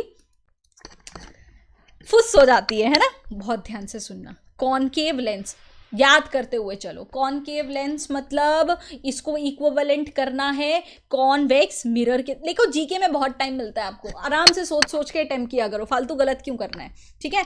ओके कॉन्वेक्स मिरर बोला जाता था, ठीक है, कॉन्वेक्स मिरर जो हमने दूसरे केस में पढ़ा था। अब पूछा क्या है, always form which type of image, concave lens, convex mirror. इसमें हमने क्या पढ़ा था, इसमें हमें वर्चुअल इमेज मिल रही थी, हमें ये हमने पढ़ा था। देखो बना के देख लो, कॉनकेव लेंस कैसा होता है, ऐसा होता है कॉनकेव लेंस, केव फॉर्मेशन होती है, यहाँ पे लाइट हमेशा डाइवर्ज हो, ये डाइवर्जिंग है, डाइवर्ज हो रही है, ठीक है। कंसेप्ट को डिराइव करो. If you are not very sure for answer, आप कंसेप्ट को डिराइव करना सीखो. डाइवर्ज हो रही थी इसलिए हम इसको ब्रिंग बैक कर रहे थे, और ब्रिंग बैक करेंगे तो हमेशा वो इमेज कैसी होगी, वर्चुअल, और वर्चुअल होगी तो कैसी होगी, इरेक्ट इमेज होगी. ठीक है, वर्चुअल और इरेक्ट इमेज. ठीक है, if you are not very sure about the answer, तुक्का मत लगाओ, कंसेप्ट पे ध्यान दो. टाइम वेस्ट नहीं होता, मतलब टाइम बहुत बचता है आपका जीके में. ओके, और आगे बढ़ते हैं. If the magnification produced by lens is +2. ये क्वेश्चन है ना, CDS का सेम क्वेश्चन है, और ये क्वेश्चन मैंने अपने पापा को पूछा था. ठीक है, and my father has studied only class 12th, और उन्होंने कॉलेज का 1 साल किया था, and then he left the college. ठीक है, और ट्रस्ट यू मी, ये आपके लिए एक बहुत बड़ा तमाचा होगा. My father answered this question very right, not because he know physics, बस प्योर कॉमन सेंस लगा के उन्होंने ये आंसर सही कर दिया. और आप इतने ढीठ हो ना, ग्रेजुएट होके भी, CDS लेवल की पढ़ाई करते हुए भी आप इस क्वेश्चन, मतलब ऐसे क्वेश्चंस को गलत कर देते हो. See, my father class 12th, still he answered it very right, और सिर्फ 1 मिनट के अंदर, ऐसे नहीं कि सुबह से शाम तक, and he answered right in front of me. उन्होंने क्या दिमाग लगाया, उनको नहीं पता कि ये क्या भाई कॉन्वेक्स मिरर लेंस, क्या इतना फंडा उनको नहीं पता. ठीक है, उन्होंने दिमाग लगाया कि मैग्निफिकेशन हो रहा है. ठीक है, फिर वो लेंस +2 भी दिखा रहा है, तो इमेज कैसी होगी, तो उन्होंने दिमाग लगाया. ये प्योर, मैंने उनसे पूछा कि आपको कैसे आंसर पता है, आपको ये फंडे पता है क्या, उन्होंने बोला नहीं फंडे नहीं पता, कॉमन सेंस लगाया. कॉमन सेंस क्या लगाया, मैं आपको स्टोरी बता रही हूँ, क्योंकि इसी तरीके से कॉमन सेंस लगाना है यार आपको. कॉमन सेंस उन्होंने ये लगाया कि मैग्निफिकेशन हो रहा है, उन्होंने इसको कंपेयर किया बाय मैग्नीफाइंग लेंस. ठीक है, मैग्नीफाइंग ग्लास से इन्होंने कंपेयर किया कि मैग्नीफाइंग ग्लास से मैं कोई भी चीज़ देखता हूँ तो मुझे कैसी दिखाई देती है, मुझे सीधी दिखाई, उन्होंने बोला कि मुझे सीधी दिखाई देती है, मुझे बड़ी दिखाई देती है. खुद बोला है कि मैग्निफिकेशन हो रहा है तो बड़ी इमेज दिखाई देती है और छोटा और सीधी इमेज दिखाई देती है. इसके ऊपर से उनका आंसर आ गया. उन्होंने कहा कि सीधी इमेज है, मतलब इरेक्ट है. चलो, erect, this could be the answer. उन्होंने देख लिया कि इरेक्ट इमेज दिखती है मुझे, तो ये दोनों तो ऑटोमेटिकली गलत हो जाता है. ठीक है, और मैग्निफिकेशन के लिए यूज किया है भाई साहब, लिखा है तो लार्जर ही होगा ना, स्मॉलर तो होगा नहीं, तो ये भी गलत हो गया. This would be the answer. ये था कॉमन सेंस भाई साहब, कॉमन सेंस. बाकी आप अपना दिमाग लगाते रहो कि मैग्निफिकेशन मिला है, क्या होता है, इतनी टेक्निकल भाषा में सीखते जाओ कि मैग्निफिकेशन क्या होता है. इमेज की साइज डिवाइडेड बाय आपकी ऑब्जेक्ट की साइज. ठीक है, अगर इमेज की साइज है आपकी 1 सेंटीमीटर और उसको मैग्नीफाई करके 2 सेंटीमीटर दिखाओगे तो आपका मैग्निफिकेशन आ जाएगा +2. ठीक है, तो इसमें बड़ी ही इमेज दिखनी चाहिए और सीधी ही इमेज दिखनी चाहिए. C would be the right answer. समझ आई बात, कॉमन सेंस. ओके, आगे बढ़ते हैं. With reference to focal length which of the following statement is correct. अभी इसमें पावर के बारे में पूछा है. लेंस, पावर, देखो ये इक्वेशन याद कर लो. पावर क्या होता है, 1 फोकल लेंथ. ठीक है, 1 फोकल लेंथ. अब ध्यान में रखना फोकल लेंथ का मतलब क्या होता है. ये सर्कल, स्फीयरिकल मिरर्स के बारे में बात कर रहे हैं ना, तो पूरा सर्कल, बस हम देखते इतनी चीज है. ये होता है हमारा फोकस, ये होता है सेंटर. फोकल लेंथ छोटी है, इसका मतलब क्या है, हमारा ये सर्कल छोटा है. ठीक है, हमारा ये फोकल लेंथ छोटी होने के बाद का मतलब क्या है, हमारा ये सर्कल छोटा है. सर्कल छोटा होने के बाद क्या है, का मतलब क्या है कि ये हमारा इस तरीके से ये हमारा लेंस भी इतना चौड़ा होगा. ठीक है, चौड़ाई उस पर डिपेंड करेगी, हमारे उस पर साइज डिपेंड करेगा. ओके, ठीक है, 1 फोकल लेंथ होता है. Power of lens is the capacity to deviate a ray. बात सही है. It is measured as the reciprocal of focal length, that is P1/f. सही बात है, बिल्कुल सही बात है कि ये कितना डेविएट करेगा. अब देखो, ये ज्यादा डेविएट करेगा या ये ज्यादा डेविएट करेगा, डायग्राम से दिख रहा है, यही ऑफ कोर्स यही ज्यादा डेविएट करेगा क्योंकि इसका कर्वेचर ज्यादा है. कर्वेचर ज्यादा है इसका मतलब क्या है, इसकी फोकल लेंथ कम है. तो जिसकी फोकल लेंथ कम होगी उसका पावर ज्यादा होगा. ठीक है, बात समझ में आ रही है. ये प्लेन जैसा ही दिख रहा है, थोड़ा सा ही इसका कर्वेचर है, थोड़ा सा कर्वेचर है मतलब सर्कल इसका बहुत बड़ा बनेगा, सर्कल बड़ा बनेगा मतलब फोकल लेंथ इसकी बहुत ज्यादा होगी, और फोकल लेंथ ज्यादा होगी तो पावर इसका कम हो जाएगा। बात समझ में आ रही है यहाँ पे? क्लियर है ये कॉन्सेप्ट? ठीक है, इस तरीके से भी सोचा करो थोड़ा सा। Okay, power of concave lens is negative. कैसे पता चलेगा ये पावर ऑफ कॉनकेव लेंस? पहले तो कॉनकेव लेंस होता कैसा है? कॉनकेव लेंस ऐसा होता है, उसकी पावर पॉजिटिव है या नेगेटिव है ये कैसे पता चलेगा? इसकी इमेज कहाँ फॉर्म होती है? इमेज तुरंत याद करो, सारे कंसेप्ट रिफ्रेश करो। Convex lens is equivalent to what? Concave mirror. Concave mirror में सारे कैसे इमेजेस बन रहे थे? कॉनकेव मिरर जो हमने फर्स्ट टाइम पढ़ा था, सारे वर्चुअल इमेज बन रहे थे, वर्चुअल और इन्वर्टेड, सॉरी रियल और इन्वर्टेड इमेज, सिर्फ लास्ट वाला था वो वर्चुअल था, है ना, बाकी रियल और इन्वर्टेड इमेज थी। ठीक है, रियल और इन्वर्टेड इमेज थी। और कैसी थी? सेम साइड वाली थी, सेम साइड वाली मतलब कॉन्वेक्स लेंस सेम साइड में इमेज बन रही है ना इसमें, सेम साइड, तो इसकी फोकल लेंथ पॉजिटिव मतलब इसका पावर भी पॉजिटिव हो जाएगा। जबकि कॉनकेव लेंस की बात करें, कॉनकेव लेंस मतलब कॉन्वेक्स मिरर कैसा होता है? ऐसा होता है, इसमें वर्चुअल इमेज बनती है, फोकल लेंथ की उस साइड बनती है, तो आपका नेगेटिव हो जाएगा। उस तरीके से आपको ये सॉल्व करना था। समझ आ रही है बात? ठीक है, नहीं समझ में आ रही, आई नो दैट, बता रही हूँ मैं आपको किस तरीके से हमें ये सॉल्व करना है। जैसे ये कॉनकेव लेंस है, जैसे ये कॉनकेव लेंस है, यहाँ पे वो बंदी खड़ी है और उसी साइड आपकी इमेज बनी है। ठीक है, उसी साइड आपकी इमेज बनी है, तो ये आपका पॉजिटिव फोकल लेंथ हो जाएगा और ये पॉजिटिव पावर हो जाएगा। बात समझ में आई? ये आपको करना था। ओके, नेक्स्ट देखते हैं। विच of the following lenses will bend light rays through the largest angle? कौन सा लेंस सबसे लार्जेस्ट एंगल पे डिफ्लेक्ट करेगा? सेम फंडा लगेगा कि अगर कर्वेचर ज्यादा होगा तो डेविएशन भी ज्यादा होगा, और कर्वेचर कब ज्यादा होगा? जब फोकल लेंथ ज्यादा होगी। और फोकल लेंथ कब ज्यादा होगी?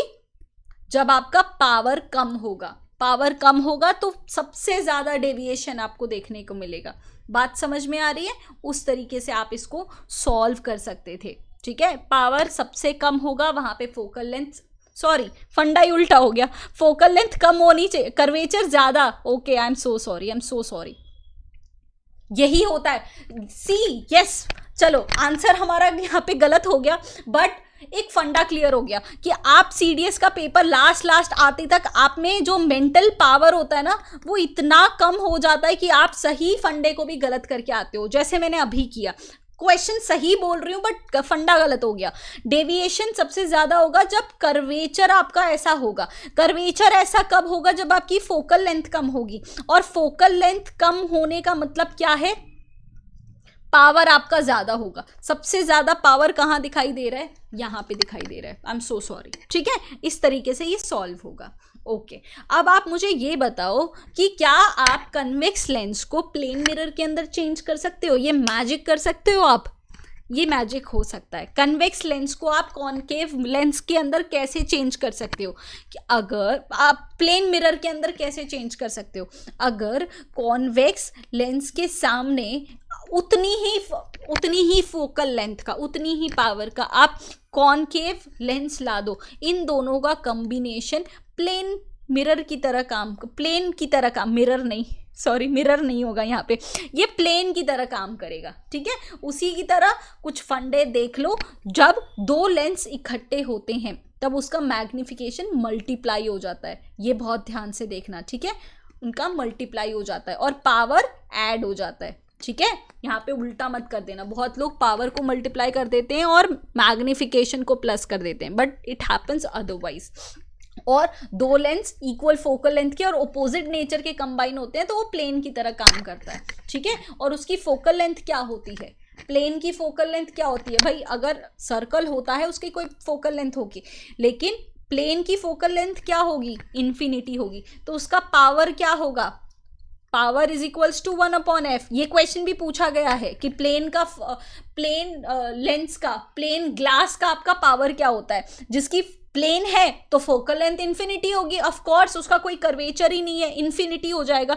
तो 1/∞ मतलब उसका पावर 0 हो जाता है, पावर उसका 0, ना उसमें मैग्निफिकेशन होता है ना वो डिमिनिश होती है इमेज। और अगर लेंस को अगर आप लिक्विड में of higher refractive index dip करोगे तो वो अपोजिट बिहेव करने लगेगा। जैसे कॉन्वेक्स लेंस को आप हाई रिफ्रैक्टिव इंडेक्स में डुबा दोगे तो वो कॉनकेव की तरह एक्ट करने लगता है। समझ आई बात? ठीक है, ओके। और यहाँ पे आते हैं हमारे कुछ डिसीजेस, या डिसीज नहीं कह सकते हो, इम्परफेक्शंस कहते हो, आई की कोई प्रॉब्लम्स कह सकते हो। नॉर्मल आई किस तरीके से काम करती है, पहले मुझे कमेंट में ये बताओ अगर आपको याद है या नहीं। हमारे आई में कौन सा लेंस होता है? हमने अभी अभी थोड़ी देर पहले स्टडी किया है, राइट? अभी अभी स्टडी किया है, कौन सा लेंस होता है मुझे ये बताओ। ठीक है, नॉर्मल आई कैसी होती है? लाइट यहाँ जाती है और इमेज कहाँ फॉर्म होती है? रेटिना में फॉर्म होती है। ठीक है, इमेज कहाँ फॉर्म होती है? रेटिना में। रेटिना में कैसी इमेज फॉर्म होती है? इन्वर्टेड इमेज फॉर्म होती है। वो ब्रेन तक जाती है, ब्रेन उसको सीधा करती है, इसलिए हमें चीज़ें सीधे नज़र आती है। लेकिन अभी अगर मेरे सामने लैपटॉप पड़ा है, मेरे रेटिना ने इस लैपटॉप को उल्टा देखा है, बट मेरे ब्रेन ने इसको सीधा कर दिया है। बात समझ में आई? अब आप गेस करना कि कौन सा लेंस हो सकता है, ये कमेंट में करके बताना। ठीक है, ओके। अब इसमें कोई दिक्कत है। सबसे पहली दिक्कत मायोपिया, जिसको शॉर्ट साइटेडनेस भी कहा जाता है। शॉर्ट साइटेडनेस या तो नियर साइटेडनेस भी आप इसको कह सकते हो। मायोपिया में क्या होता है, रेटिना पे जो इमेज बननी होती है वो रेटिना पे नहीं बनती, वो रेटिना के आगे आगे पड़ जाती है, आगे वहां पे निकल जाती है। ठीक है, अब यहाँ पे क्या होता है, हमें दूर की चीजें नहीं दिखती, पास की चीजें तो अच्छे से दिखाई देती है। पास की चीजें अच्छे से दिखाई देती है, दूर की चीजें नहीं दिखाई देती। तो हम क्या करते हैं, इसके आगे कॉनकेव लेंस लगा देते हैं, कॉनकेव लेंस, ताकि वो रेटिना पे जाके इमेज लगाए। ठीक है, कॉनकेव लेंस। इसीलिए जब बूढ़ी दादी माँ वगैरह होते हैं उनको दूर का नहीं दिखाई देता, दर्शन वर्शन करने जाते हैं तो वो चश्मा उनका अलग होता है, वो क्या होता है? कॉनकेव लेंस होता है। ठीक है, कॉनकेव लेंस होता है। और दूसरा केस होता है आपका हाइपरमेट्रोपिया, जो फार साइटेडनेस भी उसको कहते हैं, फार साइटेडनेस, हाइपरमेट्रोपिया। इसमें क्या होता है, रेटिना पे जो इमेज बननी चाहिए थी वो रेटिना के पीछे बन जाती है, रेटिना के पीछे बन जाती है। ठीक है, तो अब हमें कॉन्वेक्स लेंस लगाना पड़ता है। कॉन्वेक्स लेंस लगाएंगे तो हमें बराबर दिखता है। ठीक है, अगर हमें पास की चीजें नहीं दिखाई देती, इसमें क्या होता है, पास की चीजें नहीं दिखाई देती, दूर की चीजें दिखाई देती हैं। हाइपरमेट्रोपिया। एक और दिक्कत प्रेसबायोस्पिया। प्रेसबायोस्पिया में क्या होता है, प्रेसबायोस्पिया भी ज्यादातर ओल्ड एज में होता है। फोकल पॉइंट पे यहाँ पे दिक्कत हो जाती है, फोकल पॉइंट। और एस्टिग्मैटिज्म में क्या होता है, मल्टीपल फोकल पॉइंट बन जाते हैं। मल्टीपल फोकल पॉइंट बनने की वजह से हमें मल्टीपल इमेजेस दिखने लगती हैं, क्लियर कुछ भी नहीं दिखता। ठीक है, ये सारी दिक्कतें हैं। इसके क्वेश्चन अगर हम थोड़े देखें, short sightedness in human I can be corrected bye, इसको कैसे, सेम ये पूछ रहे हैं कि मायोपिया को हम कैसे करेक्ट करेंगे। अभी हमने देखा है इसको कॉनकेव लेंस से हम करेक्ट करेंगे, कॉनकेव लेंस, शॉर्ट साइटेडनेस को। ठीक है, okay. Next question, consider the following statements. Hypermetropia is a defect of vision in which, hypermetropia मतलब फार साइटेडनेस की बात कर रहे हैं। ठीक है, फार sightedness. A person can not see the distant objects clearly, distant objects नहीं दिख रही, क्या ये बात सही है?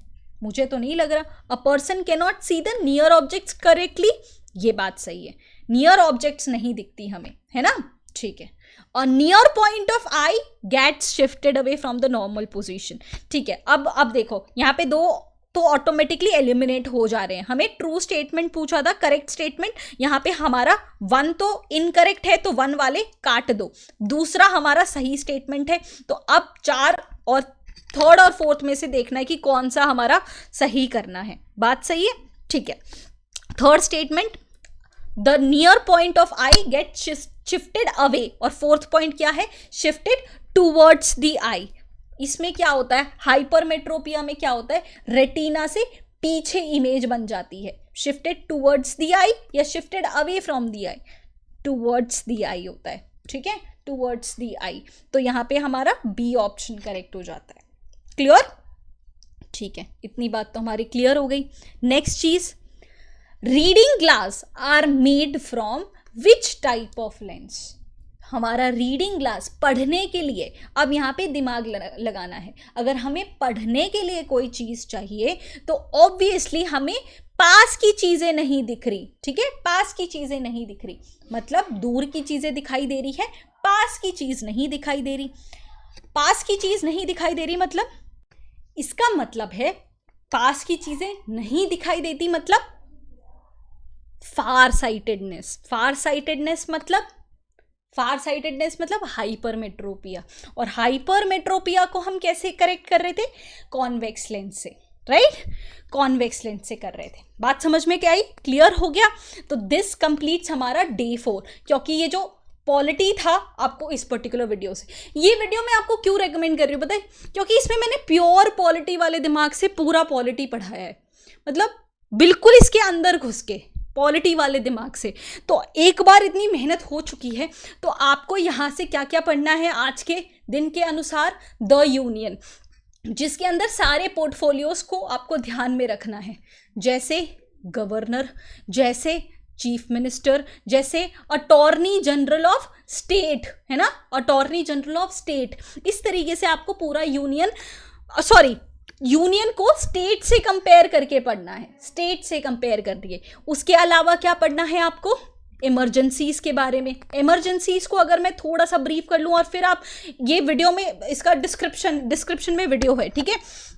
इमरजेंसीज में 3 टाइप की इमरजेंसीज आपको पढ़नी है, आर्टिकल 352, आर्टिकल 356 और आर्टिकल 360। ये 3 चीज़ें आपको इमरजेंसीज में ख़त्म करनी है। इसके अलावा अमेंडमेंट का इंपॉर्टेंट पार्ट है यहाँ पे, है ना, एक्चुअली टाइम स्लैब्स मैंने दे रखे हैं, तो इस टॉपिक को आप उस टाइम स्लैब पे जाके देख सकते हो। अमेंडमेंट वाला आर्टिकल कौन सा है आपका, आर्टिकल नंबर 368, ठीक है, हो जाएगा भाई। इसी तरीके से हमें CDS1 2023 को हंट डाउन करना है।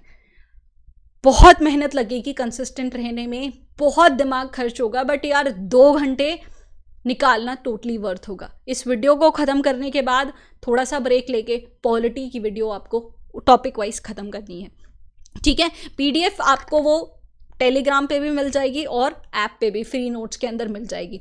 कोई भी डाउट हो, कोई भी रिव्यू हो, कुछ भी हो, कमेंट में लिखो, I am reading that and I am replying it also.